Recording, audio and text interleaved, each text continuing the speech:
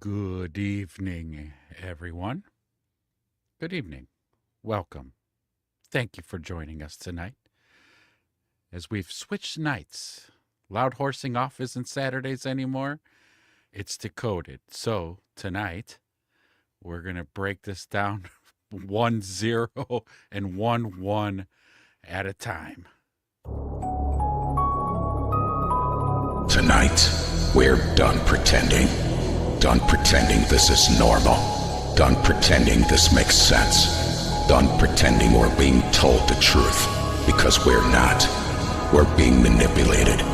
Every headline, every crisis, every truth is filtered before it ever reaches you. Not to inform you, but to keep you inside the lines. Because if you ever stepped outside the narrative, even for a second, you'd start to see it. The patterns, the contradictions, the same voices telling you what to think, what to fear, and what to ignore. And it's always the same message, isn't it? You're the problem. You're the burden. You're the reason things are collapsing. Too many people, too much freedom in the United States. Meanwhile, the people writing that script, untouched. They don't fight the wars. They don't feel the shortages. They don't live with the consequences of the systems they created. But they expect you to. And they expect you to not question it. That's the deal. Stay distracted. Stay divided. Stay emotional. But never, ever connect the dots. Because the moment you do, their illusion breaks. And here's what they really don't want you realizing. You are not weak. You are not insignificant. You are not here by accident. You've just been told you are. Over and over and over again. Until you stopped arguing. Because a population that doubts itself never challenges anything. It complies. It consumes. It obeys. But tonight, we're not obeying. We're not accepting surface-level answers. We're not trusting polished narratives. And we're not ignoring what's right in front of us. We're pulling it apart, layer by layer, lie by lie. Because something isn't right. It never has been. And deep down, you already knew it. Welcome to Decoded.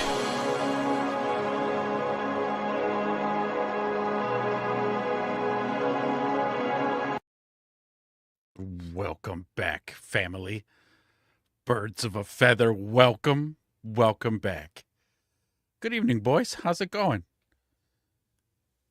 Let's decode some shit. What do we got here? We're already popping off. You guys were here early. As soon as I posted, it's amazing. Thank you for dropping in. Romy, good to see you. It's all ones and zeros. You know it is. Create, what's up, my man? It's like, this happening? Oh, damn tootin', it's happening. Every Saturday night, 10 p.m. Eastern, you come here, and we're going to break these codes 1-0 at a time. Maybe? Is she leaving the president? Is that what she was doing the other night? That was what I said she's going to get ahead of? This is her pre-divorce talks? Possibly. We're going to get into all this kind of stuff later. I need to get stoned. Okay, don't get stoned after listening. Oh, okay, after listening to that. Yeah, not before. That whole intro I made's a trigger. Even for me, when I watch it, I'm like, ooh, you're fucking... It's all fucking fake and lies. It's all bullshit. What's the topic for tonight? I tell you what. I was going to go into this, honestly, talking about the Sumerian tablets, really, because it's kind of like my go-to, and I just really like to drive that home because I can't stop, as I've said, obsessing over the connections between just all the religions of the world and aliens. And then connecting those dots with all of the things that are happening that are very anti-human, like the very anti-human agendas, like lowering the world population and poisoning people to kill them off very slowly. And it's just like, it's not behavior by humans, really. It has to be another species doing this, like fallen angels and demons and all this, and that's probably none other than aliens. Why do they promote such rituals like blood sacrifices with war and 9/11 that happened? And then we've got secret islands where more dark ass rituals are going on. There's got to be something to it. There's something very energetic about that behavior where it's got to be able to manipulate reality. So I was going to dig into that, but I mean, I do want to kind of just thumb through Twitter really quick and see see what's out there. And also, yeah, because you guys are showing up in numbers and I appreciate it. You guys find your seats, get in the chat. And like, if you've found something interesting over the last 4 days since Loud Horsing Off, I mean, bop it in the chat. We'll look it up. I'll throw it up on screen and we'll break it down. Yeah, I think the Vatican knew. I think they've known forever. And they didn't want anybody to know because there goes their whole power structure. If the people find out that the gods of olden times were aliens, there goes our way of life. I mean, we had this whole thing under control, and now that whole thing's thrown out of whack. If they know that it's aliens. Now, there's probably a lot of truths to the things that are in there. I think I've said this before. If not, I'll go down this little rant right now. Jesus's teachings, this guy went to Egypt and studied Hermetic philosophy. So anything written by Thoth, the Book of the Dead, the Emerald Tablets, what's really going on in terms of like you, the person, and you, your higher self, and so like he spoke on that in the book that was taken out of the Bible, the Book of Thomas, which was Judas, his most trusted disciple, that he told, hey, I need you to rat on me. I need you to tell the Romans where I'm at so they can do what they're going to do to me. This has to be done. And you're the guy I know will do it. Because if I ask the other 11 apostles, they won't do it. They won't rat on me. But you'll do it. The guy committed suicide. He was riddled with guilt for having to do it, but he knew his role. And in that Book of Thomas, yeah, Jesus, I mean, some of those things were, when I read that, I was like, oh, this guy studied Hermetic philosophy. That's all that's in there. And some extra little tidbits. It was all very good. I mean, so I think there's connections there. And yeah, the Vatican definitely knew. The truth always comes to light. I think that's one thing we could all have faith and confidence in, Romy. Yeah. Eventually people are going to find out about everything. And, again, part of me doing this show was us finding out stuff and nobody getting mad. Nobody seems to be pissed off like me. Except Theo Vaughn. Theo Vaughn's pretty pissed off. There's all this, there's a lot of infighting going on. Like people arguing with each other and all this. Hey, just stop. Stop it. Stop for 10 minutes. Please. We've got bigger fish to fry here than who's right and who's wrong. And Trump calling out Alex Jones. Alex did a cool little skit with JP, the redheaded guy, because of his low IQ. Oh, it was fantastic. I don't know if I could play it because I might get popped. I got popped for playing Iran's Lego videos. I didn't think I'd get popped because I thought Iran would be like, no, we want you to. We want you to play the video. Take it and go. Take it and go. But nope, I got popped. So I was like, oh, thanks. Thanks, Iran. Which also makes me think that they're in on it. It's all bullshit. That just adds to my suspicion. I got popped for playing that? Oh, no, you cannot play that. You will not make money on our propaganda. Then it's not really propaganda, is it? That's actual piece of, creative a license that you want to make money off. If you don't give a shit about this war, you're fucking grifting too on your own war that you're in. Something's not adding up. Tammuz came from heaven to the earth to save people, but he got stuck here. That kind of happens. I think we're all kind of stuck here, because there is a way out, according to the Book of the Dead, according to the Emerald Tablets of Thoth. There's one other writing that tells you the journey. When this vehicle gives up and your little 6 ounces of ether leaves your body, there's a journey that you have to go on to make it back home, and nobody makes it back home. They catch you, they throw you right back, and you're come right out of a vagina again. It's just to do it over and over and over, like stuck in a loop. We got played for this so-called war. Yeah, well, so yes, I agree with you. But again, what did we coin on Thursday? Our 180 in chief. It sucks because I didn't vote for him, but I really believed if we could just get that first term, remember his first term, get us that, because Biden just tanked this whole place. Our economy sucks, gas is up. Trump, just come back, drill baby drill. Didn't do it. No more wars. I'm going to end the wars. Not only didn't he stop Israel plowing through Gaza and the Palestinians, he didn't stop Ukraine either and Russia. And now let's add one more. No, 2 more. My bad. 2 more. Because Iran, and then now all of a sudden Lebanon now? What? Come on, man. Come on. So, yeah, we got played. Maybe it's more so our politicians got played. And then just us by extension, we're always the fall guys for everything. Because are you in any files? I'm not in any files. I never got the invite to go to that fancy island out there. I got invited to no dinner parties. So it's not me that's got me blackmailed.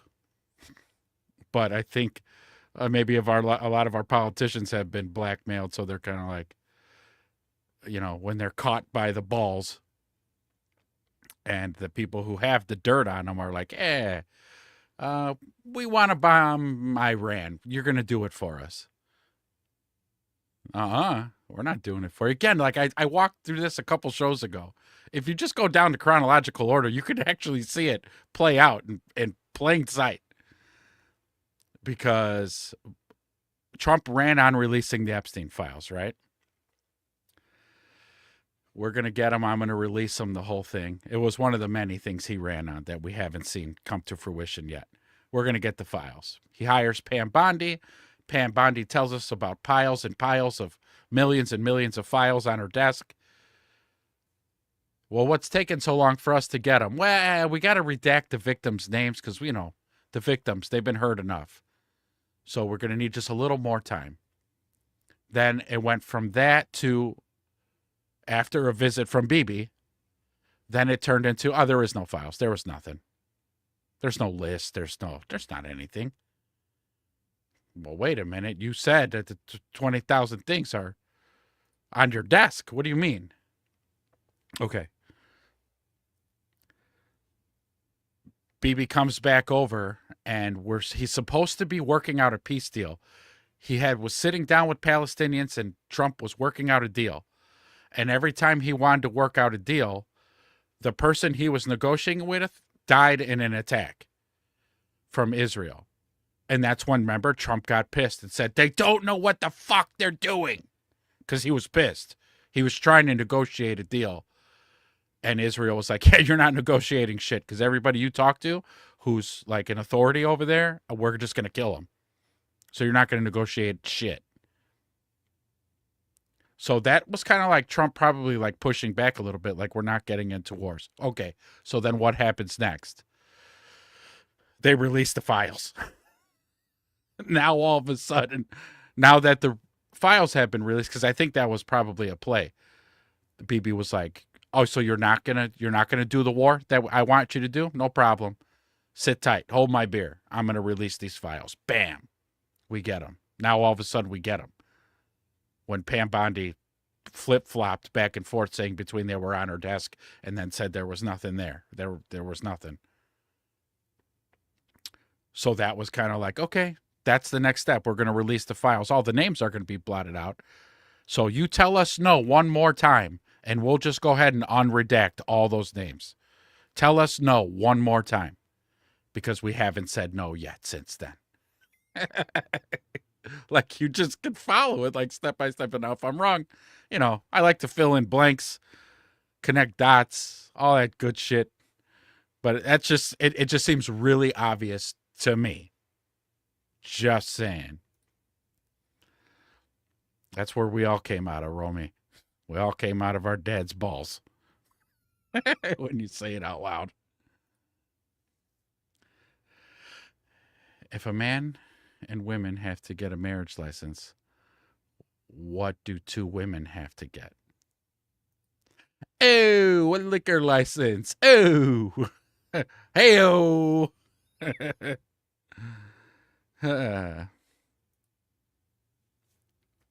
So that's, and then when you start to know about like what Zionists are doing, again, I go back to Alex Jones's Endgame documentary. It's a very old documentary at this point now.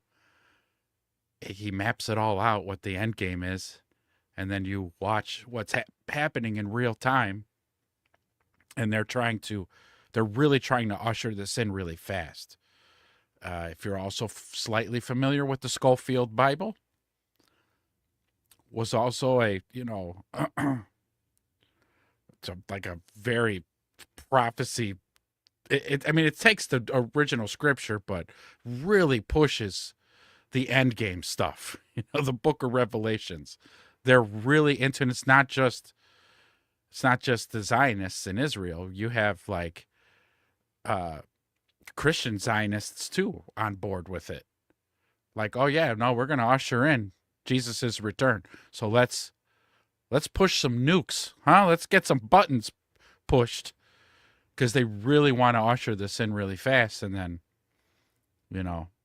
again, our politicians can't not touch kids. So they have no power. Now they're powerless. As if they weren't to begin with. Again, it's the same thing of like money. So that's like their first step is greed. You're a real try-hard. You ran a great election. You get into office. Your first day in the office, these guys come in, fucking Pfizer patches on their suit jackets, whatever. And they're like, hey, because you're a lawmaker now, we really need you to vote yes on this bill coming up that says us pharmaceutical companies can't get sued. Like, we can't be held liable for injuries for taking our medicines. And you're like, I'm not doing that, because that's wrong. You're hurting people, your medication's hurting people. Sounds like you need to take that back to the laboratory and work out the kinks. All right, boys, back up that Brinks truck. Let's go. Beep, beep, beep, right there. What do you say now? That Brinks truck's filled with money. Oh, so when do we vote? Oh, on Thursday? You got it. You got my vote. And that's how we get sold out. So these big companies could just do whatever they want with impunity, and then we suffer. We're the ones. We always suffer.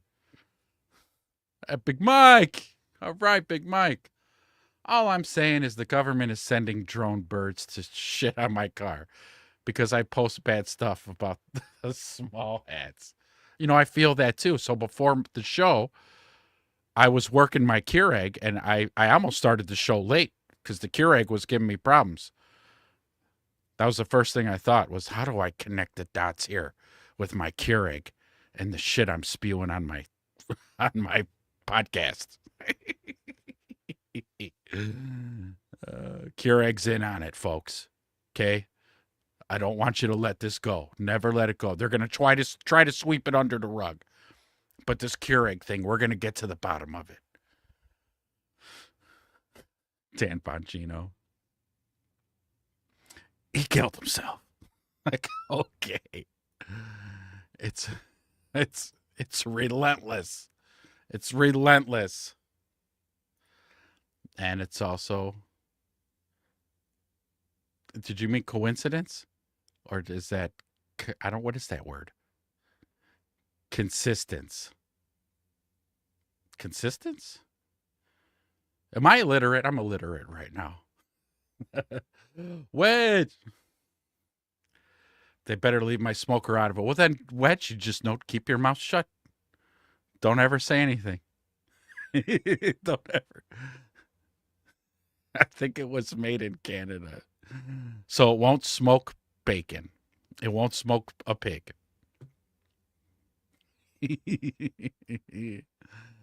Just, oh yeah, there you go. I'm sure Wedge has got all that handled. He's got a beautiful leather custom-made cover for that fucker. You know it. If I had to guess, it's got a Chicago Bears embroidery on it. It's the most beautifulest grill cover you've ever seen. But yeah, so okay, so right, back to the Schofield Bible thing, right? So they're really trying to push this so that they can hurry it up. And I don't know, you can't rush it. I think we talked about it on the show too. For you guys who are religious, like I said, I'm not super religious, but I was raised Catholic, so I'm very familiar with the Christian faith. Like, that shit's going to happen on the universe's time, buddies. Not your time. You're not going to rush that. And I would almost bet if you do push it and rush it too fast, you're going to suffer for that. Like, so it's not going to work. It's whatever the times that's going to be, it needs to happen organically. But they really want to rush it because, I don't know what, maybe they want to see it in their lifetime. That's the only thing I could think of. Like, they want to be here to see it. All of us corralled into 5-minute cities while we're beating each other to death for crumbs out of a dumpster like we're Venezuela. They just want to be alive to see that happen. I don't know. But, you know. Camo. So there you go. It's camo. And you roll it out into the woods. Nobody will ever see it. Trudging through the woods and just, whoa! What the hell was that? Dude, it's a smoker. It's somebody's smoker. So you're right here.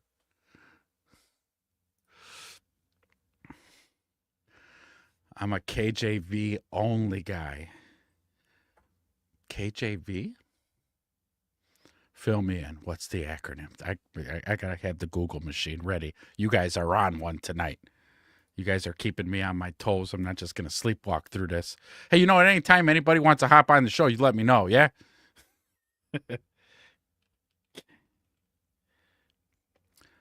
King James Version. Okay, see, I'm not hip to the bing, bada, bing, boom, boom. So that's what I grew up with.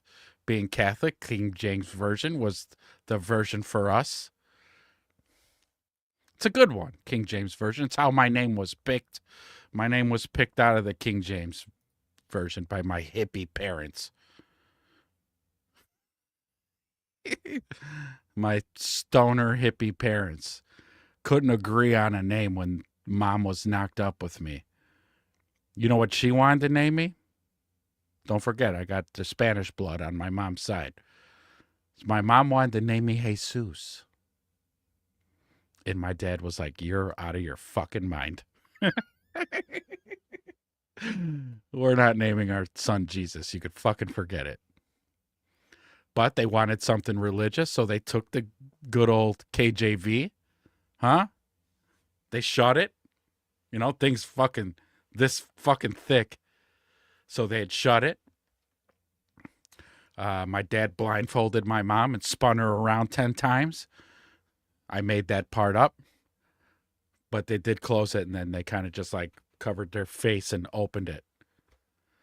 And when I heard that story, when I was like 10 years old, I was like, I could fucking kill you both in your sleep right now. So my name could have been like Ruth.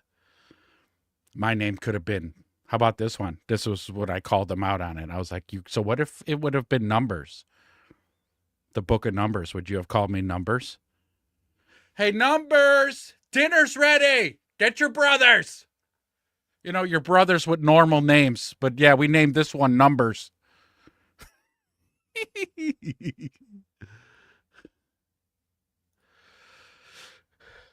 I did. So I saw that maybe like 15 minutes before going live. And I was like, keep those whores away from my quarterback.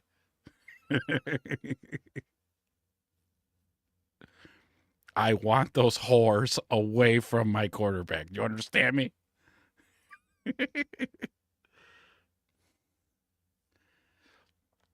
Your name is Jerome. Normal people spell it Jeremy. But my pothead parents had to be so your folks too. So yeah, we're that generation. We all had hippie parents. Not all of us. Some of us had hippie parents, and they were just like, "Hey, man, what are we gonna name this little bastard? let's call him Jerome. Oh, let's call him Jeremy, but we're gonna spell it all fucked up. Here, man, take that." Like, you know, my parents too. Let's close a Bible, man. Let's just close a Bible and then we'll open it, man. Thanks. So I could have been Ruth. Yeah. I could have been Ruth. Or fucking Numbers. Or Leviticus. Can you imagine? Well, I know, Levi, that'd be cool. See, that'd be cool. Levi. That'd have been cool. I would have taken that. Ezra has not been kind to me. Yeah, and then Ruth, I've said that as well. I could have taken Ruth as well, because like Babe Ruth. Yeah, my parents named me after Babe Ruth, so you can't call me Babe, but they called me Ruth. Could have made something up cool. Ezra. Why'd your parents name me that? I don't fucking know. I don't know.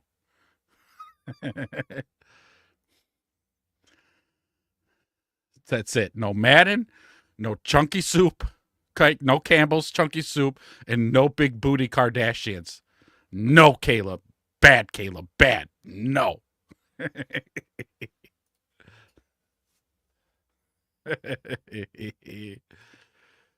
Your sperm donor used his Bible for rolling paper. So I've heard this. This was I don't know what you'd say, an urban myth growing up by the time I was a teenager. I've heard people say, if you don't have rolling papers, man, you could use Bible pages. I was like, I'm not using Bible pages, man. You want me to go to hell? Is that you're trying to put? I could get there myself. I don't need any help. I'm using scripture for fucking a rolling paper. Okay. I actually think my dad did call me Squirt. Kiddo. Kiddo was my real pet name. Everything was Kiddo. So now all my kids are kiddos. Like, you got a kiddo. I bet anybody younger than me. I'm training 2 guys at work, both younger than me. And then when I'm doing my Ezra routine in the work van, I'm like, yeah, you just remember this, kiddo. I'll just do it. Oh, bub. Yeah. That's one. You know my pet peeve? So this is totally off track here a little bit, but this is good. My trigger word is buddy. My stepmom and my grandmother, when they would like put me in line because I'm acting like a jackass. Look here, buddy. Oh, buddy. That shit, like, my wife will tell you. She'll tell you she saw it. We'd go to a restaurant, and if the waiter, hey, what can I get you, buddy? I was like, you just fucking talked yourself right out of a tip. You don't even know it. You're not getting a tip now. And if you do, it'll be like the $2 I have at the bottom of my pocket. That's it. He doesn't even know what he did. It's just, don't fucking call me buddy. Woo.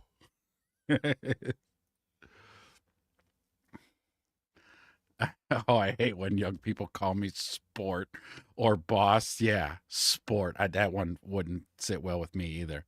Boss, maybe. Or, oh, I hate chief. I hate that one. Oh, man, chief. That's like my brother. I tell this story all the time. My brother, so with chief.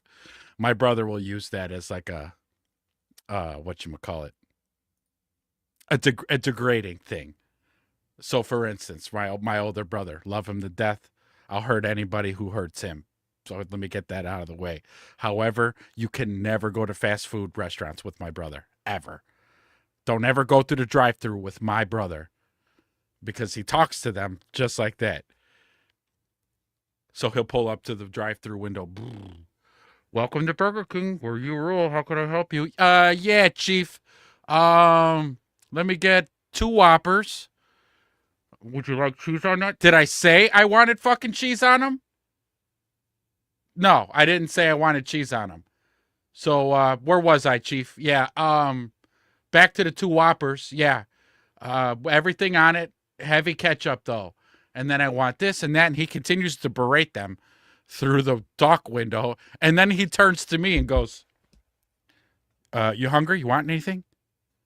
And I'm like, no, nope. I don't want any part of that food order whatsoever. As a matter of fact, I'm going to get out of your truck right now, and I'm going to go inside and order my food. Wait, what? What the hell's, what do you mean? No, you just got all that food spat in, bro. Like, you can't be talking to people like that at the drive-thru, man.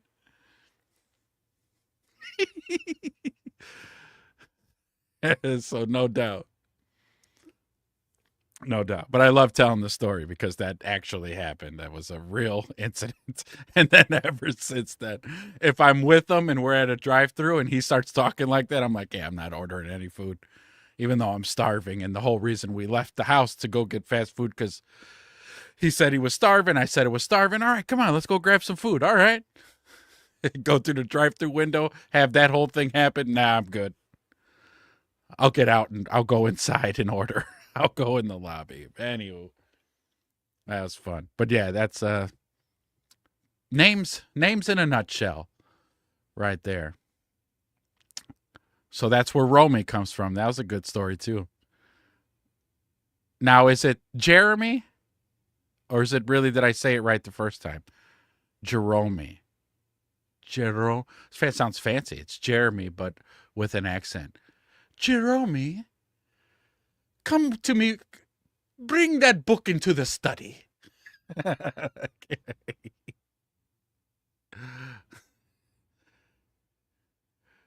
Jerome, it's time for horse practice. You got to ride your horse and get around. So yes or no? You said yes. No, it's Jeremy. Like straight up just Jeremy. We'll stay there because I know there's probably a couple second delay. Jeremy. But when I was saying your name wrong before, you were like, no, it's Romy. So I thought, okay, Jeremy. Okay, so it is Jeremy. But when you spell it like this, it's Romy.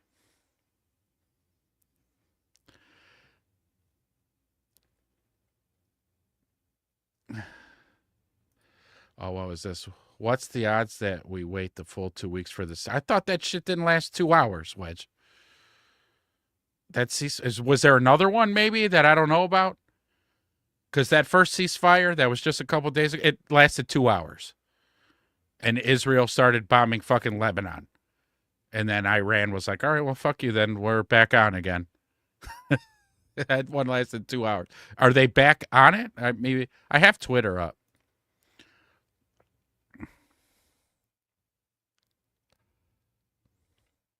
I mean, here 44 minutes ago, Benny Johnson says, so here's a clip of J.D. Vance, says that despite 15 hours of substantive discussions negotiating with the Iranians, the U.S. has not reached an agreement. I think that's bad news for Iran much, much more than it is bad news for the United States of America. That's a quote from our Vice President, J.D. Vance, who also has been a huge disappointment because of the H-1B work visas, you know. all right, we're going to get all the Mexicans out. Bring in all the Indians. It's like, well, no. Yeah. It is all lies. It's all constantly lies. No, we had a watcher of the show who has his own channel that I listened to had spoke about my last episode, where she said that, which is fair. I don't expect everybody to agree with me. Hell, half the time I'm so hyperbolic, I don't believe what I say either. I get so hyperbolic at times, but that's my shtick, right? That's what makes me fun to watch, because I'm not really serious. I don't really tell my wife to go make me a sandwich.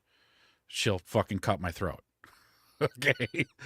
But it's funny because it would be funny, because back in 1950, you can get away with that type of shit. And we were all born way too late. We missed that time period. But I invited him on the show. I was like, well, if you got something to say.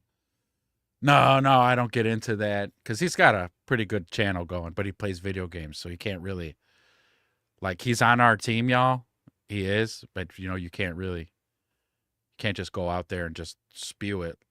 Otherwise, maybe you're going to lose a lot of subscribers, which I don't care. I'm building this thing from the ground up. I don't want to give anybody any false impressions of who I am. You're going to get who I am right out of the gates, while all my channels are fledgling. So then that way, as our community grows and we all come and join here, we're all of the same kind of likeness for the most part, I don't want people to go, wait a minute, 3-4 years down the line, this motherfucker's a misogynistic pig.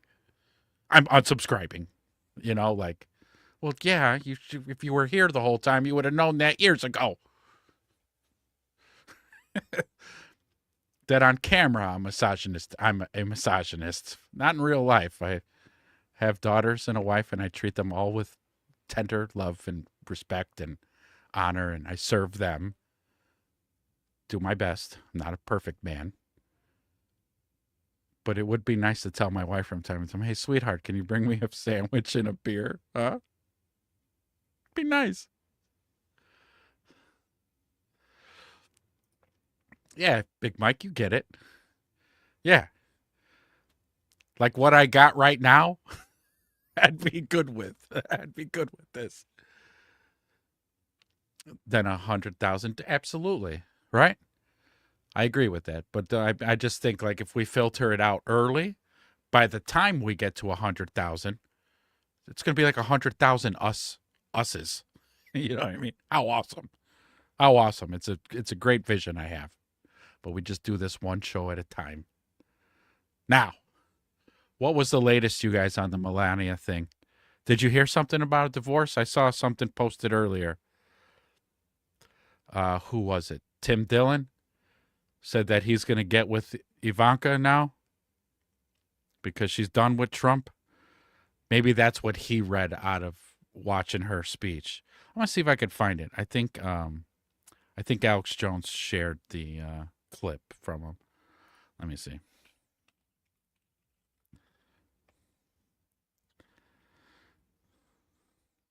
Here's the JP Spears thing. I don't know if I'll probably get popped for showing JP's thing. I don't think he works. I don't think he works like Alex Jones does. So I've noticed Jimmy Dore doesn't care if you use his content. You won't get striked. And Alex Jones will actually say on his show that everybody's free to use his stuff. He's like, sorry, man, I'm on and off. It's fine. That's cool. As long as you keep bopping in and then bopping out and bopping in, you're good to go, man. You're good. Especially, again, people got things to do. People got lives to live. Let's see here. We got, let's see what Tim Dillon says, yeah?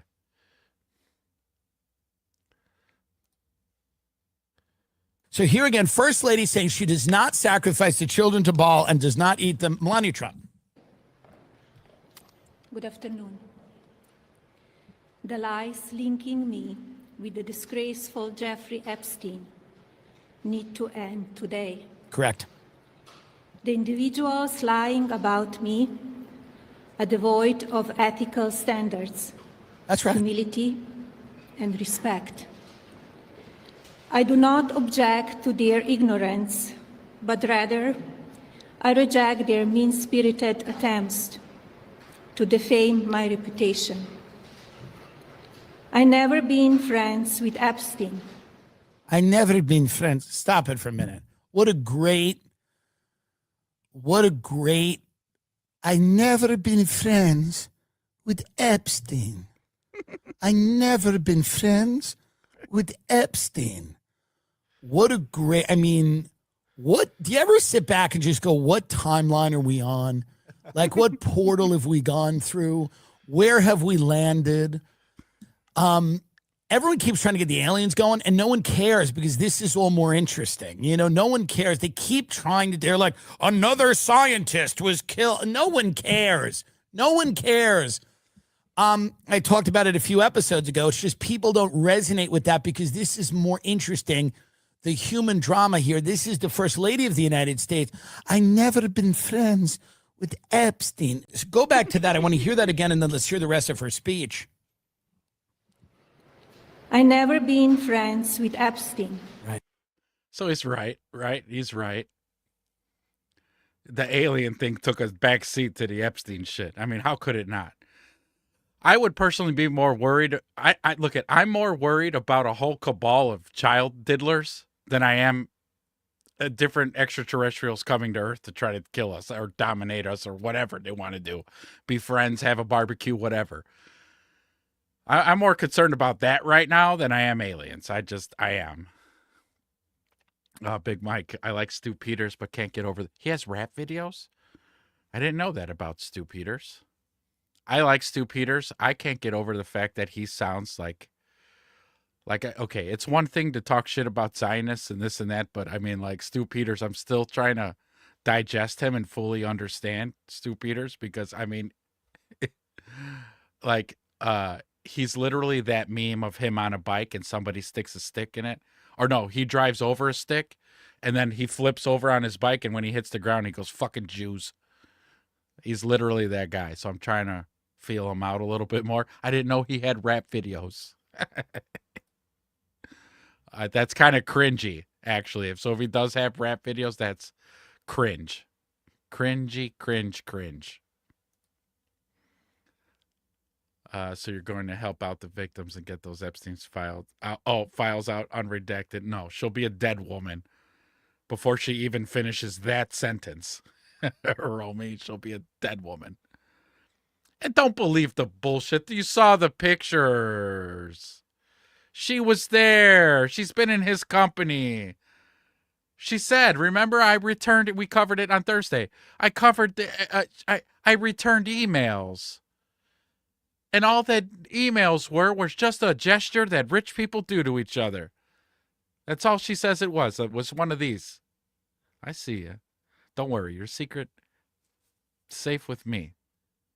Don't give me that shit. Everybody knew. Hollywood fucking knows. These rich elite, they knew. Stop it. Now they want to hurt. That's why I'm saying she's getting out in front of it. Because now she wants to play dumb.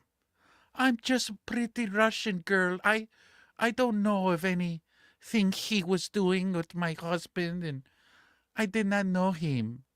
Don't give me that shit. Don't.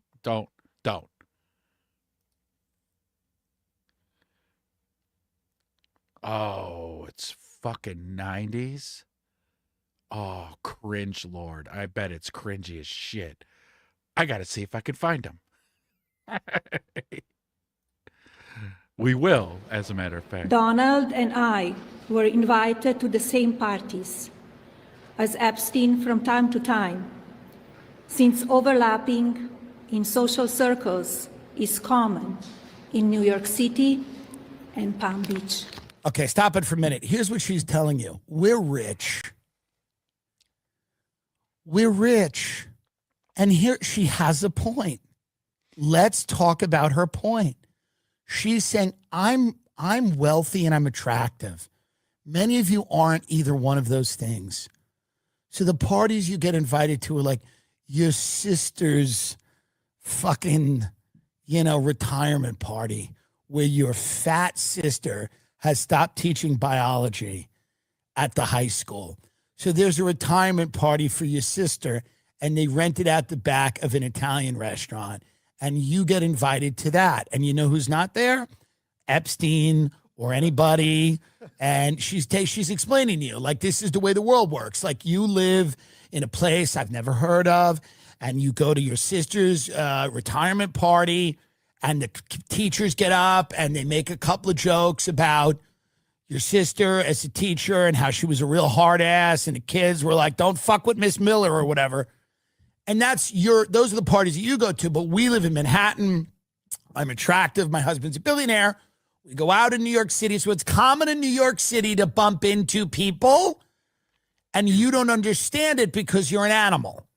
And she goes, I have a documentary about this called Melania, where they talk about my life, and I fly in private planes. You go to an airport and you eat a fucking Aunt Annie's pretzel, and you sit there and you're told your flight was delayed. But I get on a G5 at Teterboro, which is an airport you've never heard of, and I fly and I land in Palm Beach, and I go to the country club that my husband owns, and I live there. And occasionally we bump into war criminals, human traffickers, people that are involved in overthrowing governments. This is what happens. This is who we go to dinner with. You don't. So let's give her the benefit of the doubt here a little bit. I don't know her relationship with Epstein. I'm just saying her point that she's living in an entirely different world than you is true. Oh, boy. So Trump wants to hold the UFC at the White House to get everyone in love with blood and war. We are already in love with blood and war. We love MMA.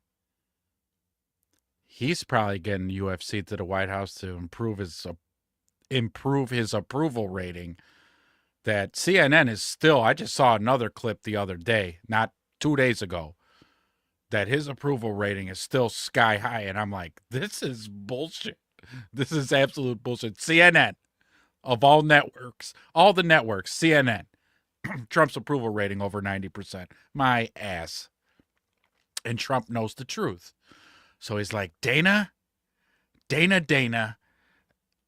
I really need some fights to happen in an octagon in the East Wing. Can we make this happen? Because my base is really being torn to ribbons right now.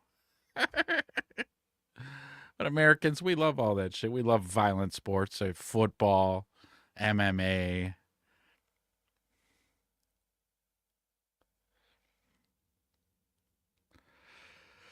Should I show the JP? I can. So, a really good parody. My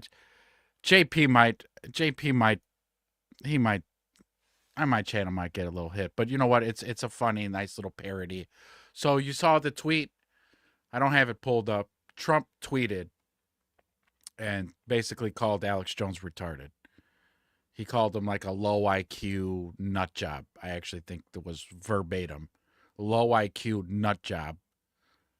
Alex Jones.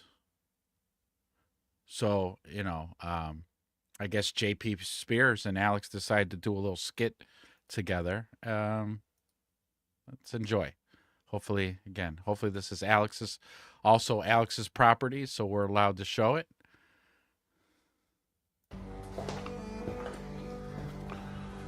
Do you do IQ test here? Yep, that's what we do. Okay, because I think I need one. Okay, yeah, we can do that. Why do you need one? Well, I've had some people lately telling me I have a low IQ. Ooh, shots fired. Gosh, who's been telling you that? Well, some people online have been telling me that, like the president, and even my dogs are looking at me a little bit condescendingly now. Well, we'll find out. So with this IQ test, I'll just ask you a series of simple, really common sense questions, and you just give me your best answer. I'm kind of a little bit nervous right now. Oh, yeah, you should be, because if you turn out to be what some would call a low IQ nut job, then you're pretty much a lost cause. Well, that doesn't sound good. All right, first question. Which word doesn't belong? Apple, banana, carrot, orange. Is it carrot?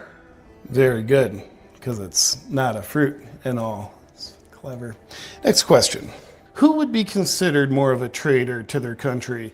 Person A, who receives $230 million from a foreign lobby, or person B, who receives $0 from a foreign lobby? I mean, clearly person A. Wrong. Come on, that's got to be correct. Next, hypothetical question. If a country has a major shipping waterway that you want to have open, and it's currently open, but they'll close it if you go to war, what would be a smart way to ensure that waterway stays open? You don't go to war with them. No, not even close. I mean, common sense would say go to war with that country and stay at war with that country as a way of putting pressure on them to reopen it after they've closed it because you went to war with them. Are you playing with a full deck? I don't play cards, but thanks for asking. Oh, and this is a good one. If you had the desire to take down an international pedophile ring, what would be the best way to follow through on that desire? Well, you launch a full investigation using every means necessary, and then you prosecute those bastards the fullest extent of the law. Wrong. No. You would launch an effort to prevent any investigations and prosecutions. That can't be right. Well, an ounce of prevention is worth a pound of cure. These questions are kind of weird. Oh, I assure you, these are standardized IQ test questions, sir. Next question. Here's a scenario. You got a person, they work for America and America only. What country does that person work for? America? That's incorrect. They work for Iran. Next question. Who's more beautiful as a woman? France's First Lady, or maybe man, or Candace Owens? Candace Owens? No. Have you seen France's First Lady?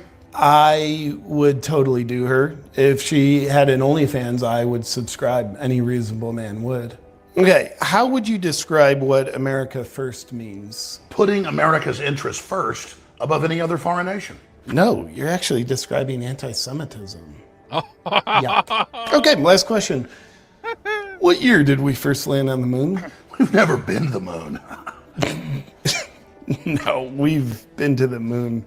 We go all the time. Well, your test is complete. I've never seen a score like this before. What'd I get? You got an IQ of 65. Is that high? No, that's a very low IQ. My life is literally ruined. He was right. Who was right? Just don't worry about that now. My big question is, what am I going to do with my life now that I've learned that I am so stupid? Well, just remember, you're also a nut job. But yeah, you're pretty screwed. Really, the only option I can give low IQ people such as yourself is to like go off and open a Somali daycare. I am completely devastated.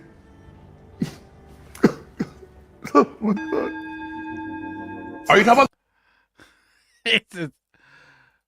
Go open a Somali daycare. That's not a bad gig right now, actually. All right, let me check my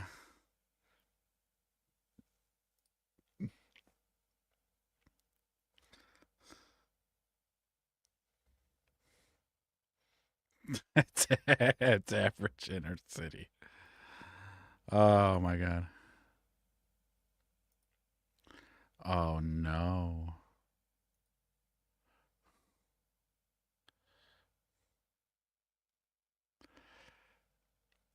Is this really him?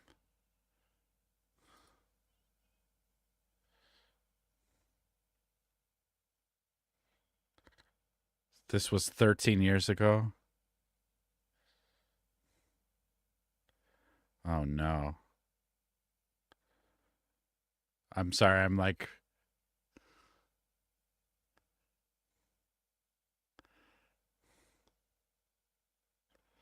just reviewing it before I put it on. Oh, I'm getting dinged for sure.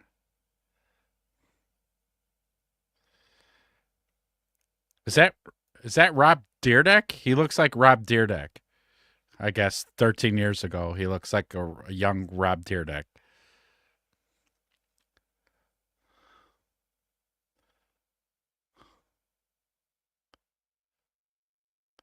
I'll play 2 seconds of it because, God, you're right. Cringe. Holy shit. Nick Fuentes posted a bunch of it when they had a falling out. Welcome to ridiculousness. Absolutely. All right, here we go. I'm going to play just a real brief. I'm going to just like his first couple words that he says, and I'm taking it down because damn. Vow when you're faded at night. Drunk talk like, come see me, man. I'll pay for your flight. You gotta hear this new shit I'm on. The video's right. Dog, I've been talking. Wow. What a fucking clown. Wow. What a fucking clown. Wow. I'll just play the audio. Nah, I wanted everybody to see his stupid face. As he puts on black talk, he puts on a black voice. It's not how he talks right now. Cringy as shit. That was woo. So how the hell is this like a Ben Shapiro thing? Because how does he go from this to where he's at now? So Ben Shapiro had kind of like the same, because Ben Shapiro didn't want to be a political talking head. He wanted to be an actor. He wanted to be on the big screen. And he somehow had to settle for political talk. Because he showed his true colors. Remember, Gina Carano got fired from Disney for her tweet. So she gets kicked off The Mandalorian. And all of a sudden, Ben Shapiro and his buddy Jeremy Boring start a movie company, and then they write a movie, and then he's in the fucking movie, and then she's the lead actress in the movie. It was supposed to be like some kind of Western. I guess it sucked really bad. I never watched it. And then they even did like a comedy even after that, not with Gina, but another thing that the whole gang from the Daily Wire was in this comedy movie. And it was more just cringe shit. So he went from that to Stu Peters, where everything's the Jews' fault. Again, not going to say that the guy's totally all wrong. I just need more time. Because he's like the other guy. Who's the big billionaire guy, right? He's kind of buff and he's got a curly faux hawk going. That guy's another guy that's like, I guess, based, as the kids would say. Based, but just like everything he even says. Like, if you could just randomly say one wrong thing that's happened in the world and you dig to the bottom of it, you're going to find a Jew there. I'm like, whoa. Hey now, hold there. Hey there, hold there. But thanks, Big Mike. That was great. I wanted to be a 6'7" black guy in the NBA. We all had dreams.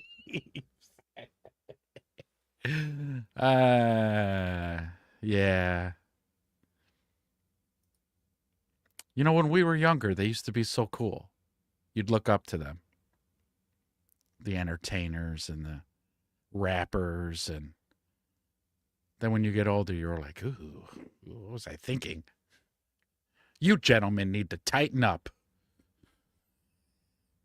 Because we need you. Okay, we really, really need you. So tighten up, would you please? Come on, tighten it up. Wow, that was bad. But thank you. Thanks for sharing that. Ooh.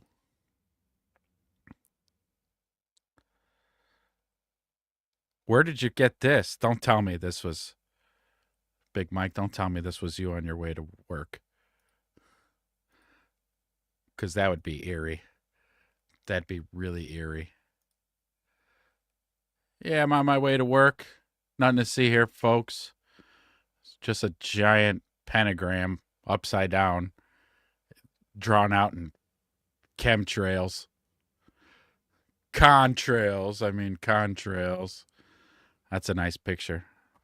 It makes for a nice album art. right? That's not you. Is that you? Were you driving to work and you saw that? That'd be amazing. Big pentagram in the sky there. Might as well be. Might as well be. Let's see what else we got here.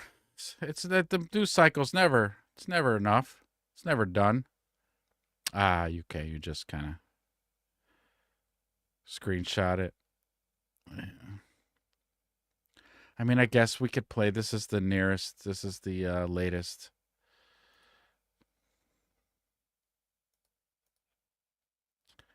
Should be able to play it, I hope. I don't see any badging for anybody. I don't think. Here's our vice president, y'all. Our vice president speaking on the latest updates. We have been at it now for 21 hours, and we've had a number of substantive discussions with the Iranians. That's the good news. The bad news is that we have not reached an agreement, and I think that's bad news for Iran much more than it's bad news for the United States of America. So we go back to the United States having not come to an agreement. We've made very clear what our... I mean, but is it though, Jay? Is it, JD? Is it worse for Iran than it is America? Because, you know, I don't know. I don't know if you've been to a gas pump lately. You know, I don't know when the last time you went grocery shopping, JD. Is it? Is it really worse for them than us? Oh, he's talking about them, the elite. Yeah, okay, yeah. Sure. We're just the plebs who fund it. We just fund what they decide to do. All right. No, we hear you loud and clear. We got you, boss man. Lines are, what things we're willing to accommodate them on, and what things we're not willing to accommodate them on. And we've made that as clear as we possibly could, and they have chosen not to accept our terms. Questions? Again, they're seasoned veterans at this, okay? They're a warring people. They've been at it since before Christ. It's going to take more than just the art of the deal. You know, I hate to. Again, I say this on the show a lot, and this might be a very unpopular opinion, but if gas were like under $2 and my normal $300 grocery bill was 2 shopping carts full, like how it used to be back before 2016, glass them. What do you want to do? What did George W. say? We don't negotiate with terrorists. Got to break a few eggs. I don't know. Glass them. But that's not the case. The case is gas is upwards of $4. $300 fills up my one shopping cart like halfway. Maybe like 3/4 of the way. My savings is dwindling. And and I could give 2 fucks about what's happening in Ukraine. I could give 2 shits about what's happening in Gaza. I could give 2 fucks of what's going on in Iran, other than a big spike in the cost of everything since we got involved in that shit.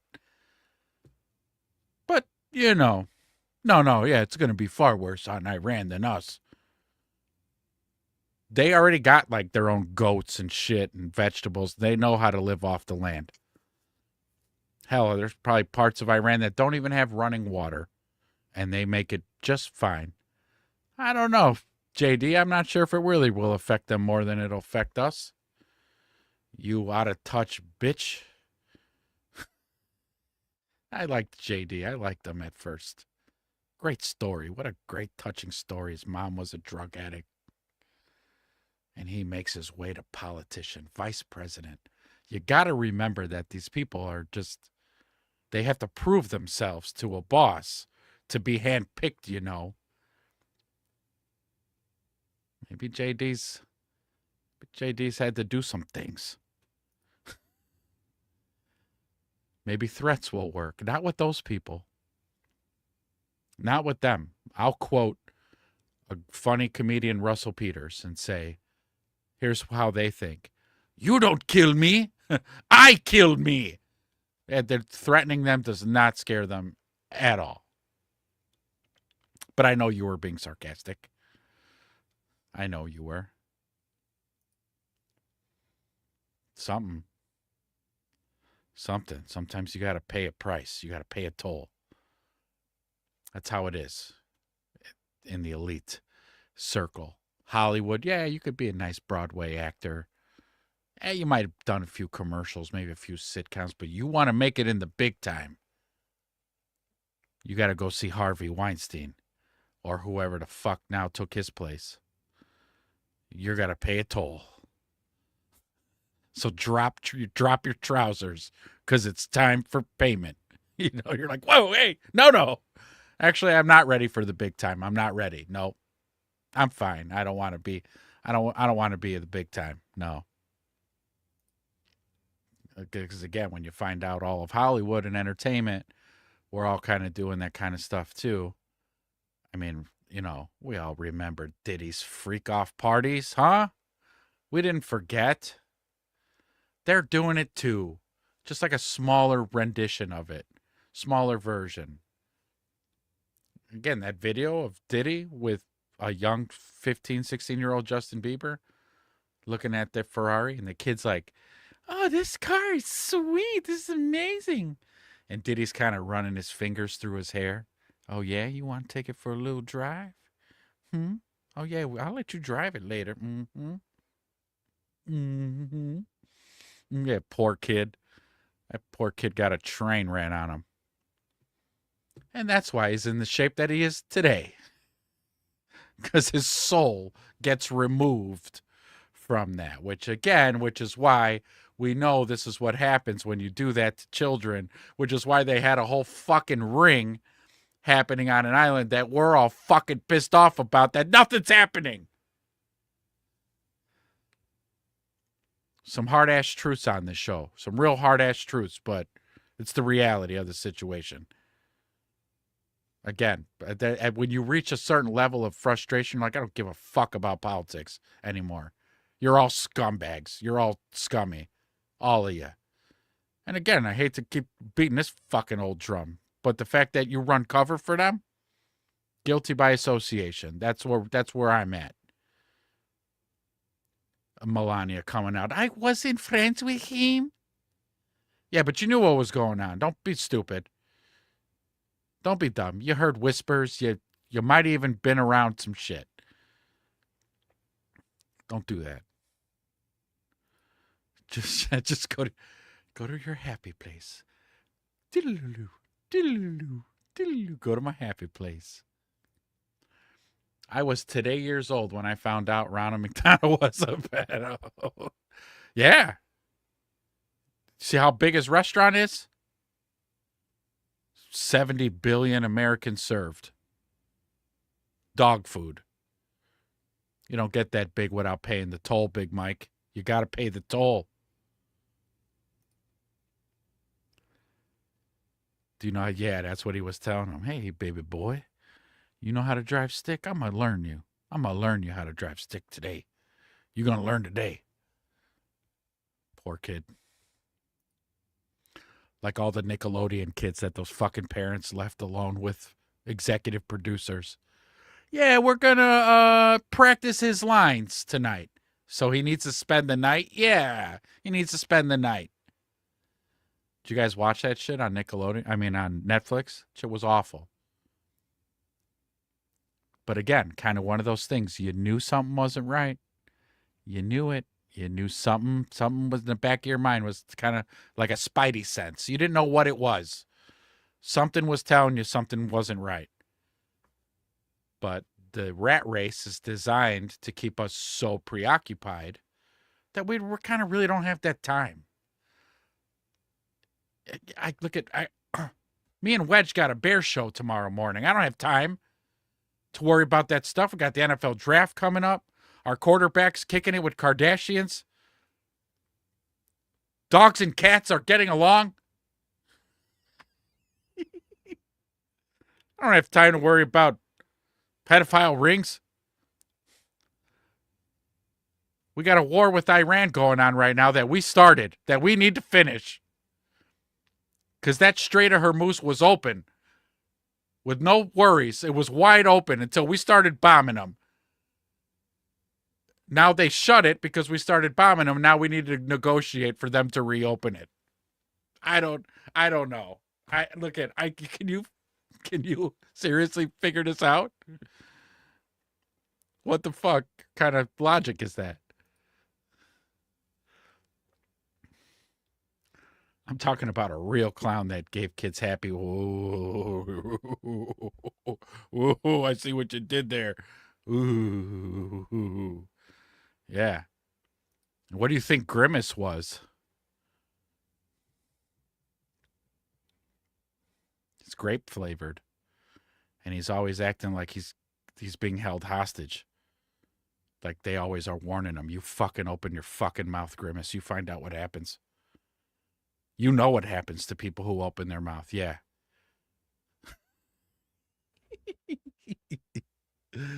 Oh, dear Lord. The Bozo Show? Don't tell me Bozo didn't freak you all out when you were kids. I would never wanted to be on that show. I would have probably hated my parents forever if they were like, you're going to go on the Bozo Show, kiddo. The fuck I am. Him and Cookie, they're up to no good. I don't know what it is, but it stinks.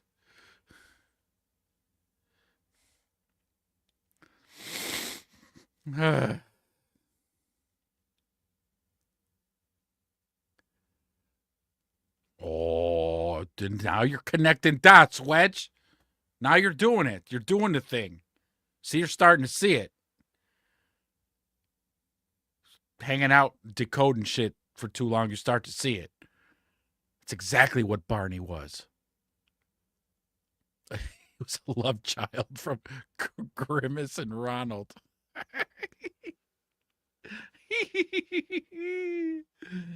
Holy shit, that's a good one. That's a good one. Oh, see right here. Look at this. Look, and I'm gonna share this. Here again, Iran with their socials. They're on Twitter now. They love the Twitter sphere. They love it. But right here, Iran. They say right here, there will be no deal until our negotiations are accepted. See? I told you. That's their motto. You don't kill me. I kill me. So they're not scared. What are you going to threaten them with? Again, the only thing you're going to have is glass them. Turn the desert into glass. It's awful. It's an awful premise, but terms that could be accepted if gas were under $2 and life was totally great. And life in America was absolutely just like, how would you say it? Like, so euphoric that it's a constant dopamine rush to be an American.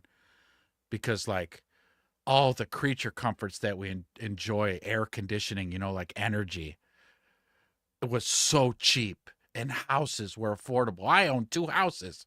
I only make $60,000 a year, and I own 2 houses. Like that euphoric.